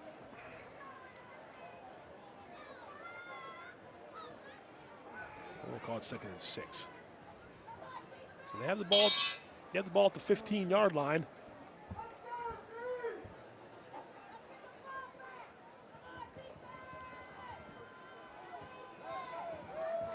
Checking my social media as best I can. 14-8 South Carroll, end of the third quarter. So the Cavaliers are going after win number 3 in a row. This time it's direct snap to Denning up the middle, and he is down near the 10-yard line. It'll be a third down and short. I like that play. That was a nice play. We saw that earlier, too. Yep. And I think it got a first down. This time it's going to be third and short. Third and short for Wintersville. This is 2 plays to get a yard. So. Yeah. And we're talking about all this. Got to get, you got to get in the end zone first before you can start thinking about how much time's left, things like that. Yep. This is a direct snap to Denning again. Another one. A Wildcat dropped the ball. Loose ball. Westminster says they have it. No signal yet. And they do. Well, that's what you couldn't do right there. And nope. Westminster gets the ball.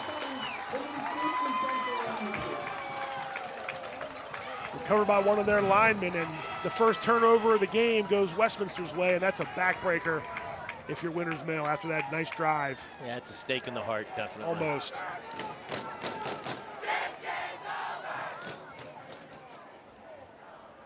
Here it is, the snap, just kind of a high snap, and Denning couldn't get off his face mask, and one of Westminster's big guys fell on the ball.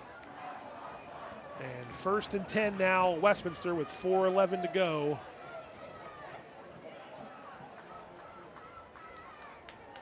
From the 10. And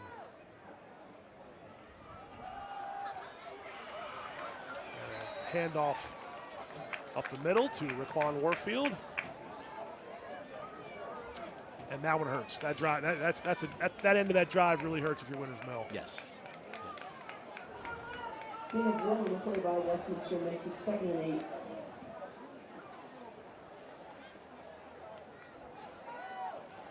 Second down and 8, 3:45 to go and counting here in this 3rd quarter.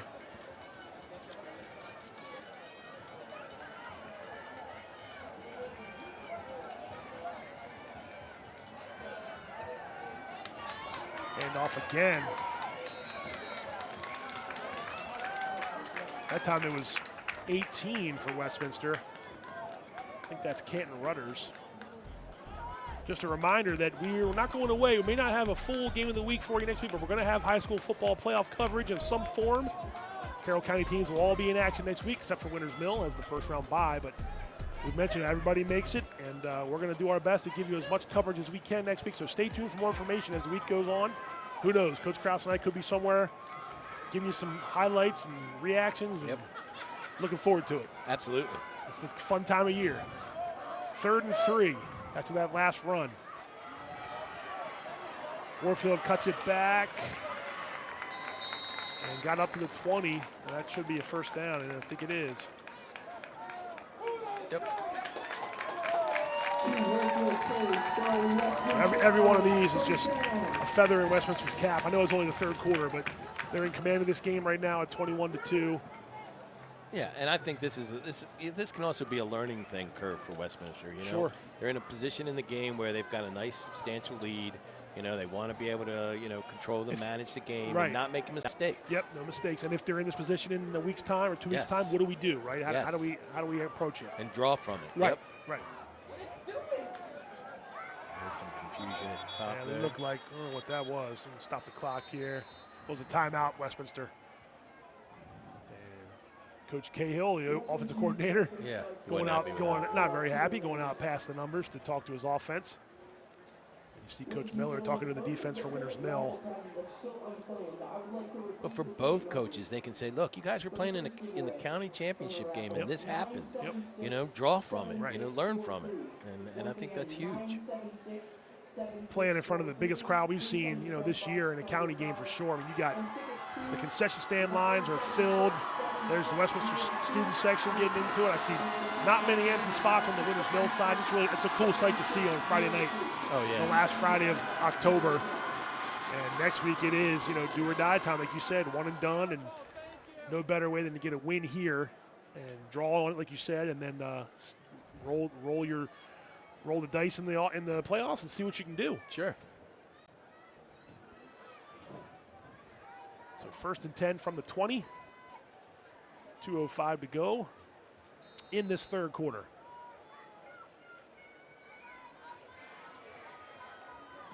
That looked like some movement up front. Anyway, the pass is caught by Rudders. He stays in bounds. He gets out past the 30. That's a first down.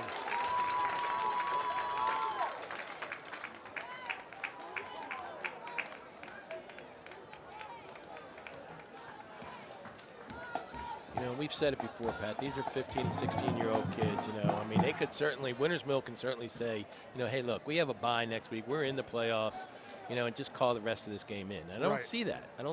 So it's, credit to Coach Miller and his staff. These kids are still playing hard. Yep.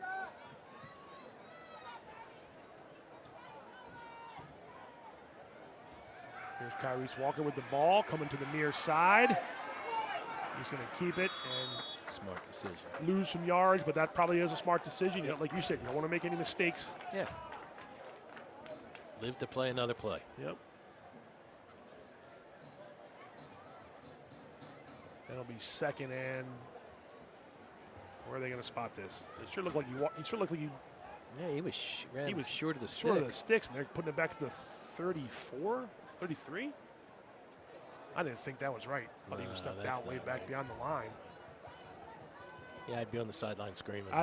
Winters Mill, they were questioning it at first. I guess he got back to the line of scrimmage. I didn't think so. No. See that one again. Not even close.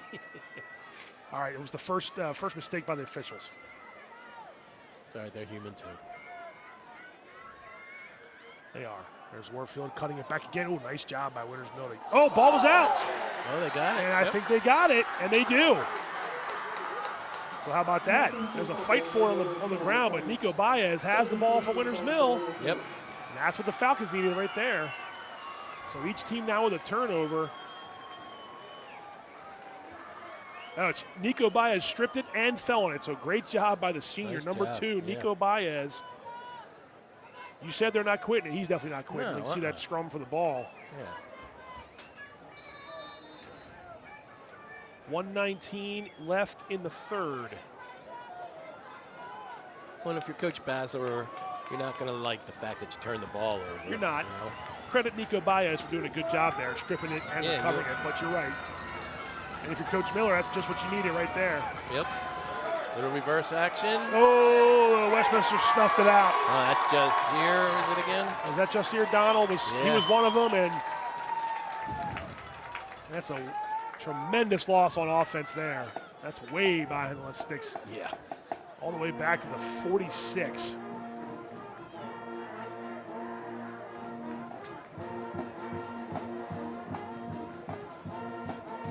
Jalen Jones came in. That was actually 23, John Manley, who made the tackle there, but I think you're right. Yeah, Donald was back there too. Yep. I think he made him stop his feet, turn it back in, yep, where help was there. That's back to pass. Incomplete. Trying to get it to Carroll on that play again. That was incomplete. Now it'll be third and long. Somebody's fired up. That's number 3, Rakim Warfield, I believe. Yep, he's fired up out there. The brothers Warfield showing out here so far in this one. Third and a long way to go to get that first down for Winters Mill, all the way back to the 46-yard line as we near the end of the third quarter. I'd be looking for Cook here. Maybe down the middle or something on the flag route out. There he goes, yep. No, that's not him. It is him. That is him, yep. And a little overthrown, incomplete. He did have some space on the... Yeah, he had space, yep. Mill's going to punt. They'll punt, fourth down. At least they're going to line up the punt. Yeah, I would think that's true. Yep. We saw one of those in the second quarter. 14-18 for the Falcons. I would not expect on 4th and 18 a fake punt. No, that's a little too far. Even in your book? Yeah. Mine were always 6 and under. 6 and under, okay. Yep.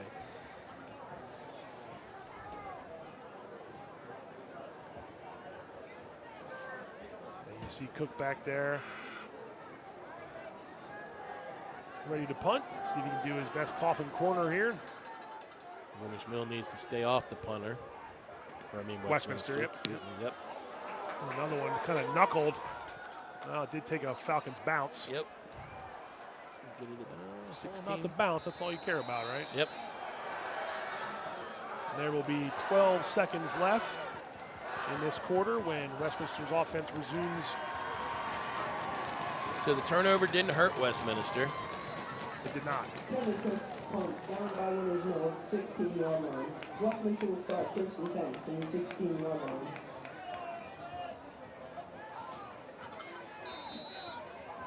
$12 seconds left here in the third quarter. Likely the final play of this frame. 1st and 10 from the 16. And Westminster in control right now, up 21-2 over their rivals. There's a handoff up the middle that Winters Mill does a good job stuffing up. But that will be the final play of the third quarter.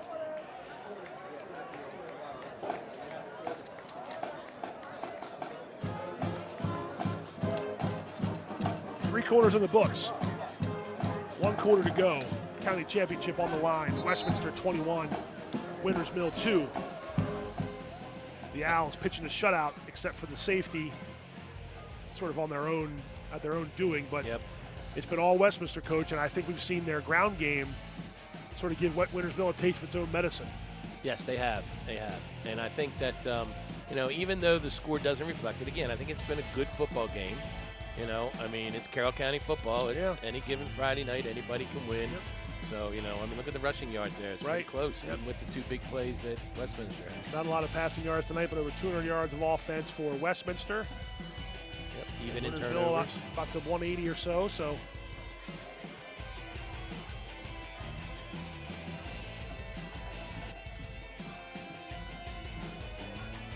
And the kids on the field and the sidelines, they know what's at stake. They know there's a quarter to go. They know that both sides know they want to finish strong here. Yeah, no doubt. No doubt.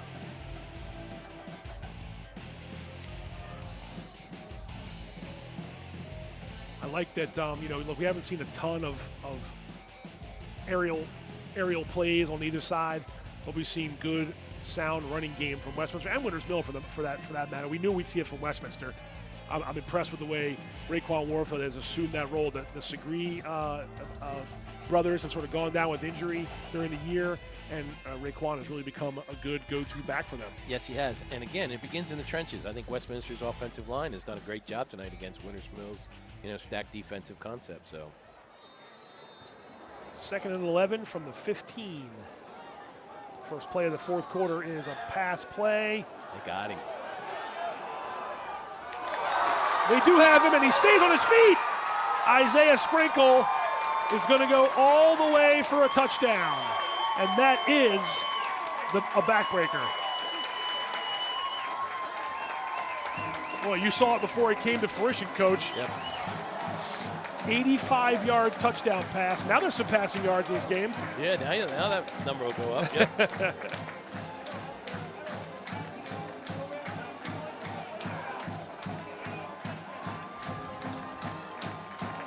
Job by Sprinkle to stay focused on the football in the air. That was a heck of a play, too, because the defense was there and the tackle was being made. And Sprinkle kept his feet, and we've seen big plays out of Sprinkle all year. We saw the kickoff return earlier in the year to help them beat Franklin. He's played good defense along the way, and that was just a nice go up and get it and stay on your feet and use your speed. That kick is good. I believe. Oh, no, it's no good. Pardon me. No good. Left. So here's that play, Coach. You saw he had space when Walker got rid of the ball. And Tyshawn Brown with fairly good coverage and a nice job to hold on, and Sprinkle just out-muscled him for the touchdown. Good concentration on his part, definitely. Like you said, that's a real backbreaker for Winters Mill. Again, their offense is not made to, you know, put big points on the board. Yeah, I mean, it can score. There's no doubt about it. Oh, yeah. But as they're presently constructed, they're just not really made to come back from a 26-point deficit. Correct. Absolutely. And I didn't say this either, and we said this a bunch already. They're 8-0 for the first time ever. This has been a fantastic season for Winters Mill. It's by no means a tremendous, huge blow or anything like that. This is just the better team right now is winning this game. Yeah, I mean, I don't think, you know, now we're talking about 3 big plays.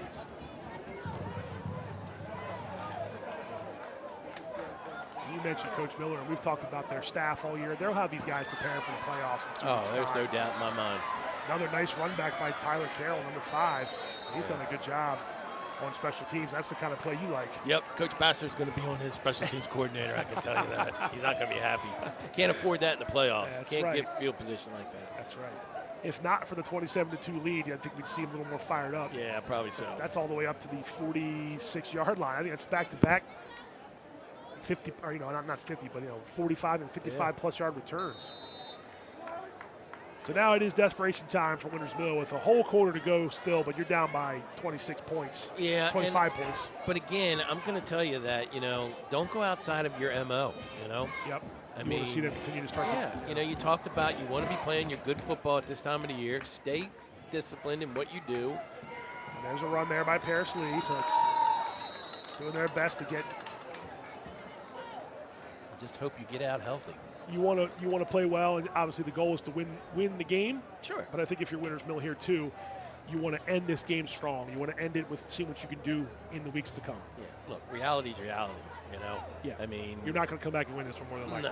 No, not with your current makeup of your roster that you say. You're not made like that. 21-8 South Carroll, fourth quarter, early score. Williamsport 8, Man Valley 6. That was the score at the end of the half. Oh, wow. In That's Manchester. That was a shocker. It's a low-scoring game. Here's a nice run by Paris Lee. He's not done yet.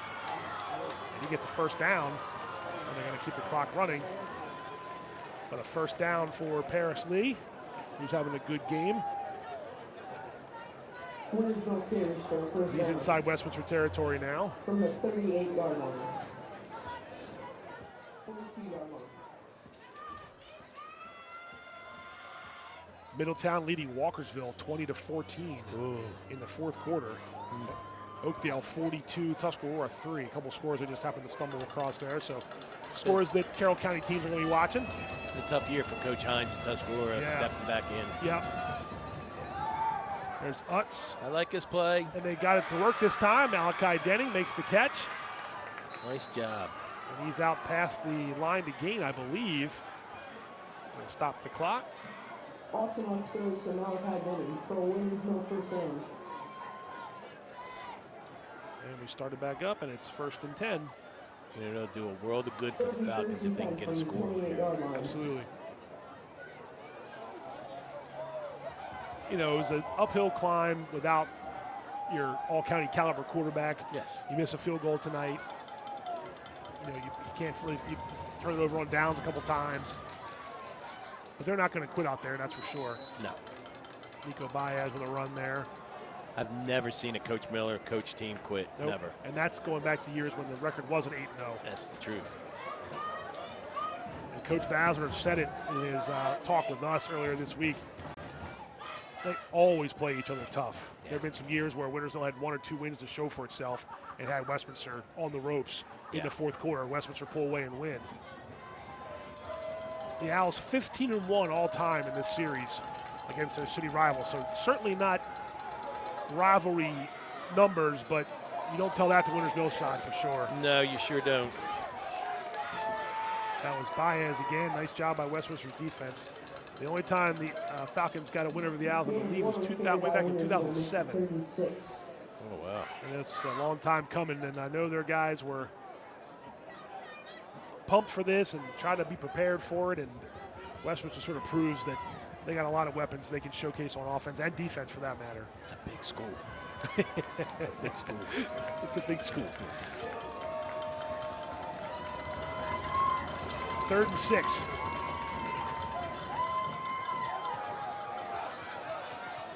Waggle again, that time caught. They're going to give him the catch. These don't look like big plays, but they're confidence builders for their young quarterback. Oh, incomplete. Okay, that was an incomplete pass. I thought it was caught. So did I. On the sideline, I guess, they'll complete. Yep. So 4th and 6. But you're right; those sorts of plays going to pay dividends down the line for for whoever's out there on the plays in 2 weeks' time. And Winners Mill will be home for their first round playoff game, which will be the second round of the playoffs. So Winners Mill will, I'm sure, will show up big. They've been big crowds all year at the Falcons' nest. There's pressure on Utz, and that ball is intercepted. And he's got some room to run down the sideline. Got an escort too. Oh. Taken out of bounds.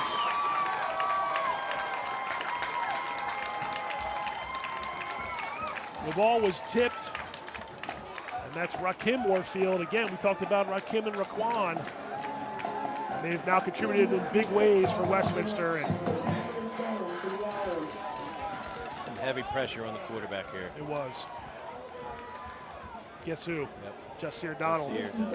Tipped ball right into Warfield's hands, and he had some room to run down the sideline.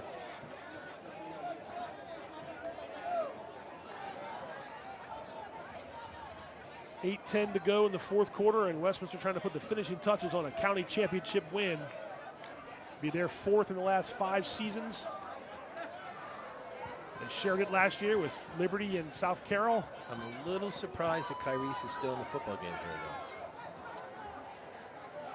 Here's a run to Raekwon Warfield. Nice tackle made by 5, Tyler Carroll.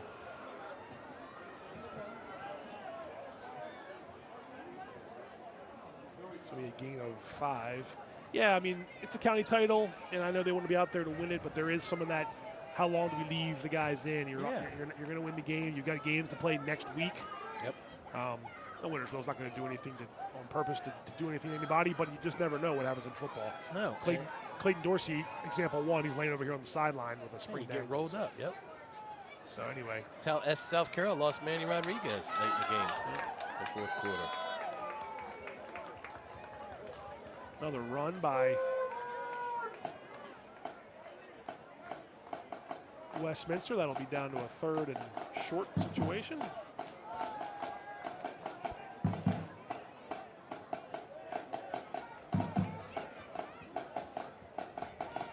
And, you know, maybe this is their last drive. It's still 7 minutes to go. They're handing the ball off. Yeah, and they're running between the tackles. I mean, I get it. Right. You know. But I hear you. I hear you. Another play up the middle. Raekwon breaks away. First down. That'll be a 1st and goal situation. So now you're down to the 7.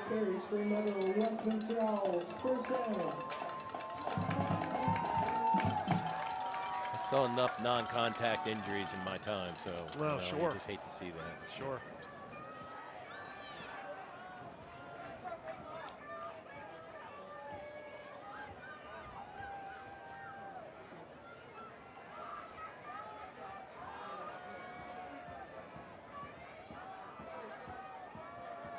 Kyrese Walker standing in the shotgun.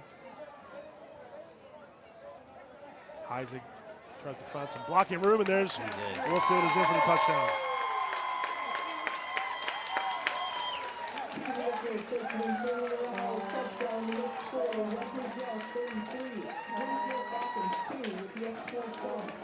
Have a night.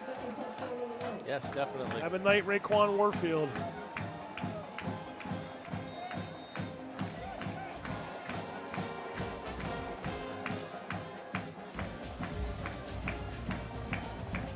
Wagner will try to add an extra point here. And that probably will be the last time we'll see some of those guys on offense. Well, I think I would walk over and take Kyrese's helmet from him. Say, you're done, son. And that kick is blasted through the uprights. Good.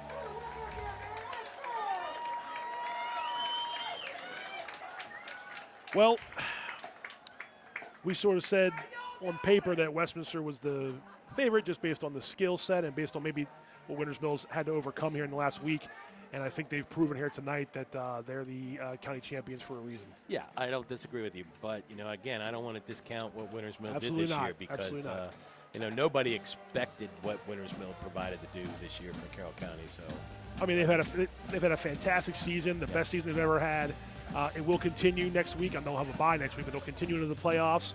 You get a couple guys healthy. I know they're not going to have Caleb Crouch, which of course is the biggest of blows. But, you know, this game will not define. That's the message I would think Coach Miller and the staff gives the kids. This game does not define the season we've had so far. Yeah, and the other good thing about the fact that they have a bye is they'll have 2 weeks to work with their young quarterback. You know, give him a chance to, you know, kind of watch some film and see what he did, what he didn't do, what he's up against, you know. Warfield, 20 carries, $139, and 2 touchdowns. Nice night for him. Heck of a night. Oh. So the end zone to touch back. No harm, no foul. Almost could have been bad news. Yeah, could have been, At the 1 yard line. 1 yard line, yep. He did touch it, so 1 second come off. So, well, the fans are celebrating. Going to celebrate and serenade Winters Mill a little bit. It's a rivalry game.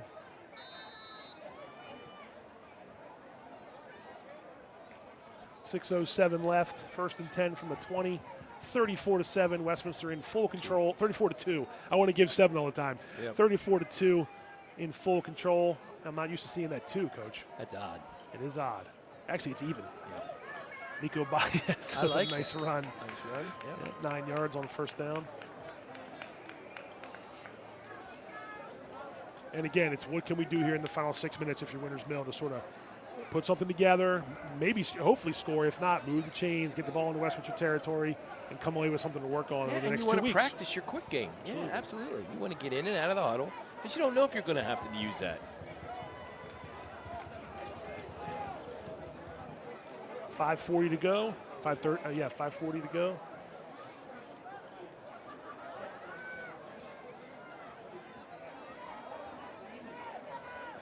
Another handoff for Winners Mill. And I think I do see some reserves coming in from on the Westminster side. That's a good job by Coach Bassett. Yep. Yeah, those kids deserve it. Switching guys in and out for sure. Yep. Going to be 2nd and 7 after that other first down.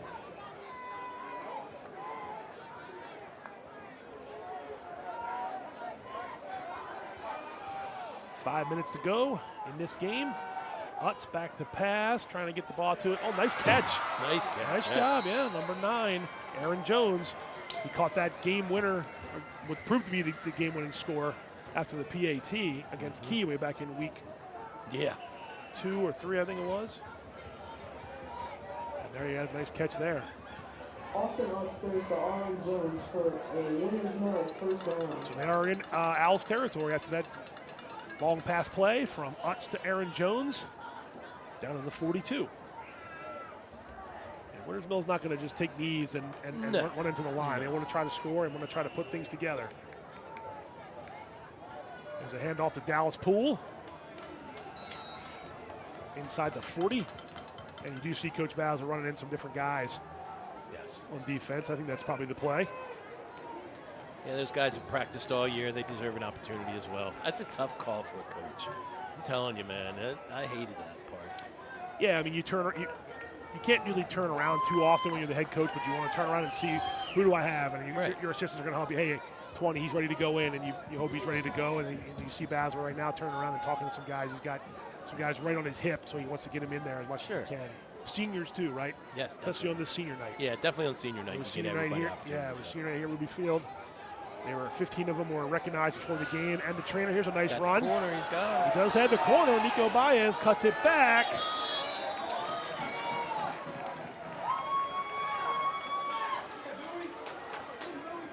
We got a flag. So hold up. It's in the holding area on the edge. Now, he had already gotten the first down. The flag's at the 30. So I think that'll be a first down. That'll be backed up 10 yards from there. That's the high school rule, correct, Coach? That's correct. It should be. So if it's from the 30, it's first and...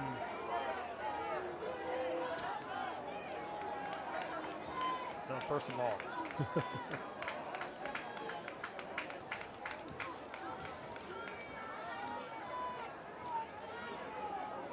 Now they're going to, so back to the 40. So it should be a first down. The chain should move, correct? Yes, that's correct. Well, that's the way I see it, yeah. And they're calling it 2nd and 7 still.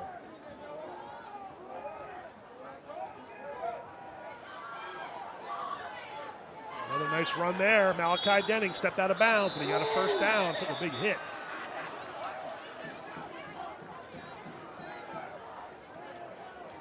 Malachi Denning carries for a Winners Mill first down. That's a first down run, so don't worry about the penalty now. It takes him down to the 25-yard line.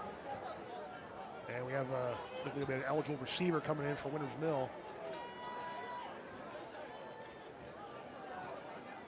So Austin Utz trying to get the offense into the end zone here in the final 3 minutes and change. The outcome is all but decided here at Ruby Field. Run by Denning. Westminster will be your county champions. They will go 6-0 in the regular season and finish 8-1 after 9 weeks. Not too shabby. No, nice way to send off A.D. Malloy. Correct. 7 and 8 for the Falcons. They'll be definitely watching next week, wherever the game is, for yeah, sure. absolutely. More than likely on the road. Well, definitely on the road, I guess. You have the 2 top teams in the region have a home game. So 2nd and 8. Mr. Poole. Yep. Nice run by Dallas Poole. Down inside the 20, down to the 19-yard line. It'll be a third down and 4. Game of 3 on the carry by Dallas Poole. That'll make it third down for the Falcons. And I see Coach Miller doing the same thing, bringing some guys off the sideline to run a few plays on offense. Yep. I see 19 out there. That's Eddie Andolino. We've seen him out a couple times this year too. Receiver to the near side here is Utz has 2 backfield mates with him. He's back to pass, and he's got Aaron Jones. He had him for a second, turned him around a little bit. It'll be fourth down. Receivers have had opportunities to catch some passes. That's a tough one there for Jones to turn around and get. Yeah, it looked like the quarterback threw the ball away from the defender and just didn't get an opportunity for the receiver to turn around. And I got Clayton Dorsey and Kyrese Walker sitting on the training table together, just watching from the sideline. So it's safe to say those guys, well, definitely Clayton, but I would say Kyrese's night is done. Congratulations to both of them. Absolutely. Yeah, and they've had good seasons. They sure have. Hopefully Clayton's healthy enough to help them next week in the playoffs. Here's a fourth down play. Austin Utz going to run with it. Nice job cutting it back. Let's see. He had to get to the, I think he got it. He did. First down. Nice job by that young man to get to know he's got the pressure on his back. Yeah. Winner's run is first down. Down to the 15.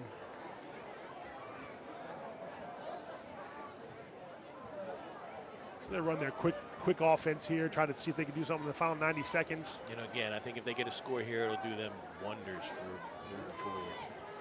Mentally, physically, the whole thing, right? Something to build on. Absolutely. There will be football next week, and there will be football in 2 weeks for Winters Mill. Here's Austin Utz trying to throw it deep to Camden Cook, trying to keep a foot in, out of bounds. Coverage there was good for Westminster. Cook couldn't quite stay in bounds. Close. Try to do the drag, and nice job by that referee. Say he was out of bounds. Right on the spot, right where he needed to be. Yep. The referee. Yep. That was be second down now and 10. That was T.J. Wills, I believe, number 19. That's intercepted, I believe, right near the goal line. Who was it? 14?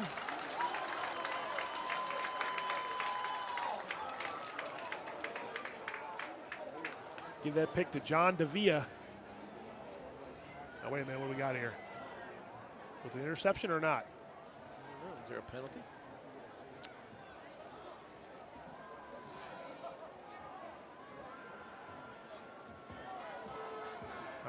Yep, there was. So hold on now. There was a flag thrown. The receiver, the interception doesn't stand. Wintersville keeps the ball on offense. They'll be 2nd and 5.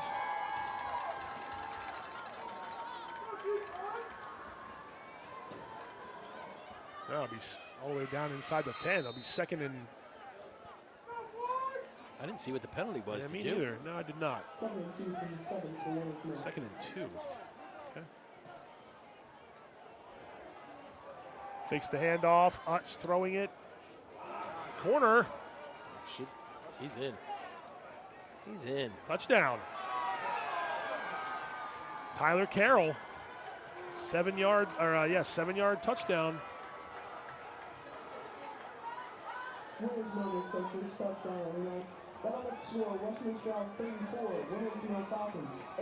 And so there's that little bit of momentum you were talking about. Not momentum in the game tonight, but just. It's just good for the practice. Yep. They'll come in tomorrow morning and they'll say, yeah, we lost. But, right. Hey, we put some points on the board.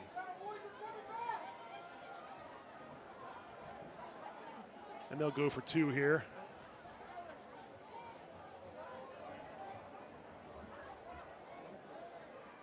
So I would just kick it 34 to 8, yeah. try play. Again, trying to work on something maybe. Yeah, maybe. Just a straight run by Paris Lee. I think he's in for 2. Yep. And with 58 seconds to go,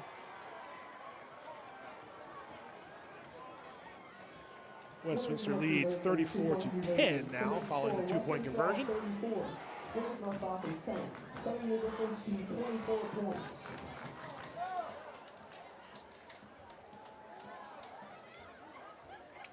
So again, the outcome's decided. Westminster going to win this game, be the county champions. Want a quick drive like that. If you're looking for some positive in your winner's mill, that's your positive right Absolutely. there. Like I said, that's something that you'll go into, your down week of practice and talk about, hey, we didn't give up. We scored some points. Right. For Westminster, maybe they're just going to, pick apart, the fact that that they allowed that touchdown. They won't be happy about that. Yeah, and there were some 2s in there, I think, for Westminster, maybe on both sides. But it'll be something we can talk about. And speaking of talking about, every Wednesday we talk about Carroll County High School sports. 7 o'clock premieres each episode of our CMSportsNet weekly show called Game On. And next week, you can be assured, will be all about the playoffs. So join us every Wednesday at 7, CMSportsNet weekly show Game On. And yes, I'll have a podcast this week, Mr. Duffy. Don't worry. Good to hear. Good to hear. 58 seconds left in this game. Westminster will win this county championship. Winners Mill will suffer its first loss. Camden Cook trying for the onside kick. The ball bounced past the first line, but it went out of bounds. Winners Mill had a chance to touch it, or recover, I should say.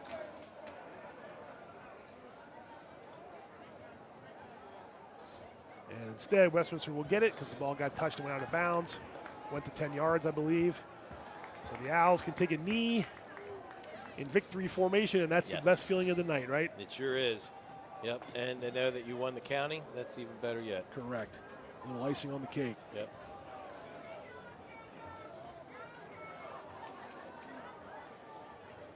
Man Valley, here's a final score. Braden Fritz with the game-winning field goal. Man Valley beats Williamsport 16-14. Big win for Manchester Valley. And that helped. That implicates, in terms of playoffs, Williamsport can't gain any ground on Winners Mill. Winners Mill is already the 1 seed anyway, so now you got some backups in here for Westminster. And SC held off FSK 24-16. They did, so here's a running play by Westminster's backup QB.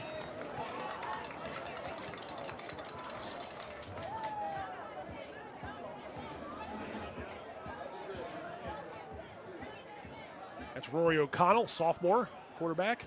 And that could be the final play. I think they're going to take knees here. See the coaches doing the V sign from the sideline. That means victory formation. A lot of these guys played with each other in the Westminster Wildcat program, so there's a lot of friendships. They definitely don't know a lot of these guys for a long time, whether it be Gamber or Wildcats. Yep. And that's your last snap. See the Owls coming to the sideline, and they will be able to celebrate on senior night a county championship in style. Not a statement game. We knew what was going to happen, but a big win for the Westminster Owls. And there's your final score. Westminster 34, Winters Mill 10. Raekwon Warfield over 130 yards rushing, a pair of touchdowns. Tyrese Walker threw for 150 by what was all said and done. Isaiah Sprinkle had 100 yards receiving in that long touchdown. Yep. Paris Lee, 87 yards rushing. Austin Lutz did throw a touchdown pass late. Winners Mill ran for almost 190 yards. Westminster almost matched them at 176. I mean, that was a game that was a lot of trench work on both sides. Westminster prevailed. And now, two teams know each other very well, wish each other well, and they go on and they see what they can do in the regional playoffs. Yes, and as a former head coach in this county, congratulations to both programs. Great seasons. Yep. And now the second season starts. I was just going to say, not over yet. Nope. Westminster can celebrate that county title, but they won't celebrate for long if I know Coach Bowes will be ready to go for next week in the first round of in their terms, it's 3A West playoffs. You see Westminster celebrating there. And deserving so. Absolutely, absolutely. They won this game going away 34-10, and you want nothing more than to beat your rivals and win the county championship, and they did both in one win. And if you're Winters Mill and you're taking this knee out there in the end zone, again, I think I know Coach Miller's mindset pretty well. This isn't going to define us. This is not the end of our season by any stretch. We're going to learn from this game and see what we can do in 2 weeks' time. I was just going to say, we're going to learn from the mistakes that they made in this game, yes, and the things that they can get better at. Yep. Your final score, Westminster 34, Winters Mill 10. The Owls are your Carroll County Athletic League champions outright with a convincing win, and they move to 6-0 in the county, 8-1 in the regular season. Their winning streak is pushed now to 7 games. Winters Mill drops to 8-1. Their first loss of the season comes in the final week. They had won 8 in a row. Their best winning streak ever, their best regular season ever. We've talked about Winters Mill, and rightfully so, all year. You know, we saw the 2 best teams in Carroll County go at it tonight, and we saw Westminster prevail. We did. And I think that, you know, the better football team won this evening. Agreed. That was on the field tonight, you know. So I think that there's a lot to be said for both programs. But I think the better football team won tonight. Both teams amped up. You can see Coach Basler talking to his guys in the huddle. This means a lot to both teams, both sidelines, both communities. Oh, yeah. It's only a few miles down the road where Winters Mill and Westminster are apart from each other. So yeah, it's a big rivalry, yep. I know the South Carolina Westminster one is the longest standing one, and that's a big one too. But when you grow up and you know each other's neighbors and you go to different you maybe right down the block and go to a different school, and it happens to be Westminster Winters Mill, and you played, like you said, Coach, you play with each other on a Wildcats team or a Gamber team. That plaque right there means a lot when you're playing your rivals. It sure does. And you saw Coach Miller in front of his team out there talking about, you know, the heart that they played with tonight. You know, they didn't give up. They played till the end of the whistle. And I think that that's going to go a long way for them in the playoffs. Yeah, and they haven't experienced this year, which we're seeing right there on our camera. You haven't seen them deal with a loss yet. You've had some losses of individual players. They dealt with a loss last week of Caleb Crouch. How will they respond from their first loss? Adversity is tough. Yes, you know, and you know, when we lost to Liberty, you know, it was a big letdown. Ended your long losing streak, or winning streak, yeah. But you know, we talked about, you know, dealing with it and getting past it. So you know, putting it behind you, and coming out and playing next week. So and you guys got to a state quarterfinal. Yes, so we did. It wasn't like it. Again, I mentioned it already. You know, Winters Mill, their goal, I would think, is not to let this game define them. You didn't let that game define you guys last year. It was a regular season loss. You still won a piece of the county title, and you were one of the last 8 teams in 2A, 1A for the second year in a row. Yes. There's your final team stats. And like we just mentioned, some of the individual guys, the 2 turnovers for Winters Mill, but 187 rushing yards.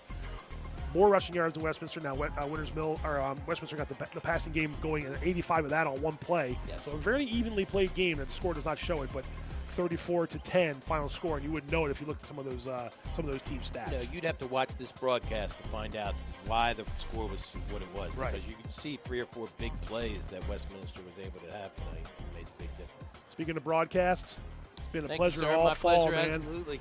Thanks for letting me do this. Absolutely. Coach Kraus wanted to be a part of our broadcast, to stay involved. Not that he doesn't to stay involved too much with Carroll County football, but we appreciate your insight and your expertise on this journey. Hey, who knows? Maybe we'll be back in another week or 2 to do some more of these, but we'll definitely stay connected, and we do thank you at CMSportsNet for helping us out on the broadcast. Don't go anywhere. I'm going to head down to the field, talk to one of the players of the game, and then we'll leave with some of the highlights from this one. Westminster, your county champions, 34-10 over Winters Mill. Stick around. The CMSportsNet post-game coverage is coming right up. Hungry? Genova's to go. Pizza, pasta, subs, and more. Fresh hot pizza right from the oven. Genova's to go. A mouth-watering cheesesteak just off the grill. Genova's to go. Fresh baked bread and plump wings seconds from the fryer. Genova's to go. Genova's to go carry-out, delivery, mobile device, and online ordering is available at all locations. Westminster, Hampstead, Manchester, and our newest dining room in Eldersburg. For lunch, dinner, or any time in between. Genova's to go.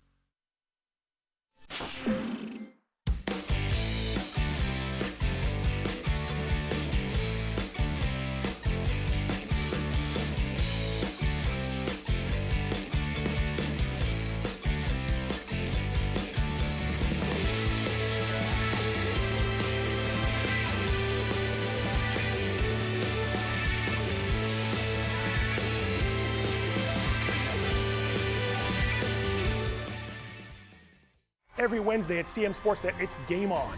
Tune in for a look at Carroll County sports scene, boys and girls soccer, high school football, and Carroll Link sports action.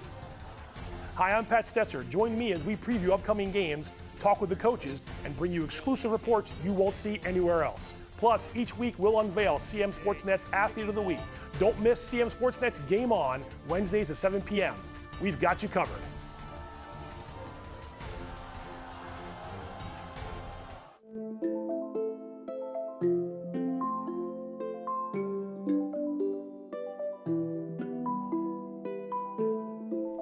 As we begin the school year, 25,000 students will be returning to Carroll County Public Schools.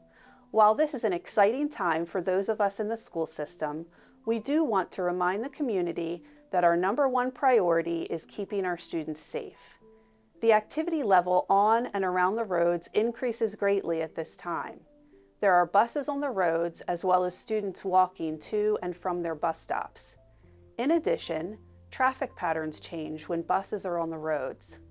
Buses will be making frequent stops, and drivers must obey school bus stop laws. To protect our students, we have installed stop arm cameras on all of our buses. We need motorists to be aware and to be more patient to ensure the safety of our students. Let's keep our students safe, and let's have a great school year. Hey there, I'm Pat Stoetzer. And I'm Michael Duffy, inviting you to join us for The Score and more. Each week we'll talk about high school sports in Carroll County. We'll share information about upcoming games, highlight coaches and athletes, and much more. We'll even try to have a little fun along the way. Don't miss The Score and More podcast, presented by CMSportsNet. The Score and More Sports podcast is available online at carrollmediacenter.org and on a variety of podcast channels.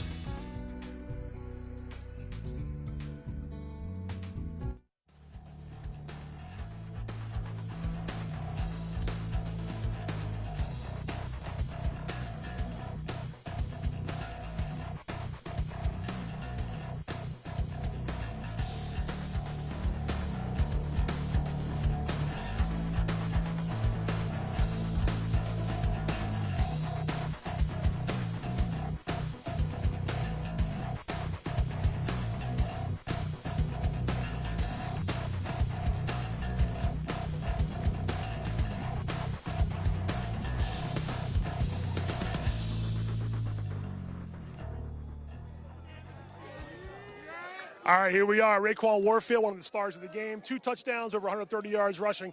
Raekwon, you knew how big this game was going to be. Winners Mill, rivals, county championship. How'd you guys take all that emotion and put it into a big victory like you did? We came here on a Monday practice, knew it was going to be a tough game, had to get done what we was going to do. Saw my old line, saw the holes, was being patient like my coach told me to do, and I just had a game. You've become the go-to back here. Some guys have gone down with injury, and you filled that role, filled it nicely. How do you prepare for that mindset of, hey, next man up mentality, and you just get in there and get the job done? Next man up. I know I just had a chip on my shoulder going there. I know my first string running back was done, so I had to get the job done. That being said, you got a huge winning streak going into the playoffs, and now it's going to be one and done the rest of the way. What do you guys have to do in terms of getting that mentality of we want to go further than we did last couple of years? That's what you guys talked about in the preseason. Have great practices, not no mess around practices and stuff. How pumped are you to have this county championship back to Westminster again? Very excited. Very excited. Well, go enjoy it, man. I appreciate it. Thanks very much. There he goes. Raekwon Warfield, one of the stars of the game. Westminster, the county champions, 34-10. I'd like to thank Mike Kraus again for helping us all year on the CM Sportsnet Game of the Week broadcast. We're going to leave you with the highlights from the game, and we'll be back for the playoffs, so don't go anywhere in the next few weeks. CM Sportsnet's going to have postseason playoff coverage for you. I'm Pat Stoetzer. Have a good rest of your weekend. Thanks very much.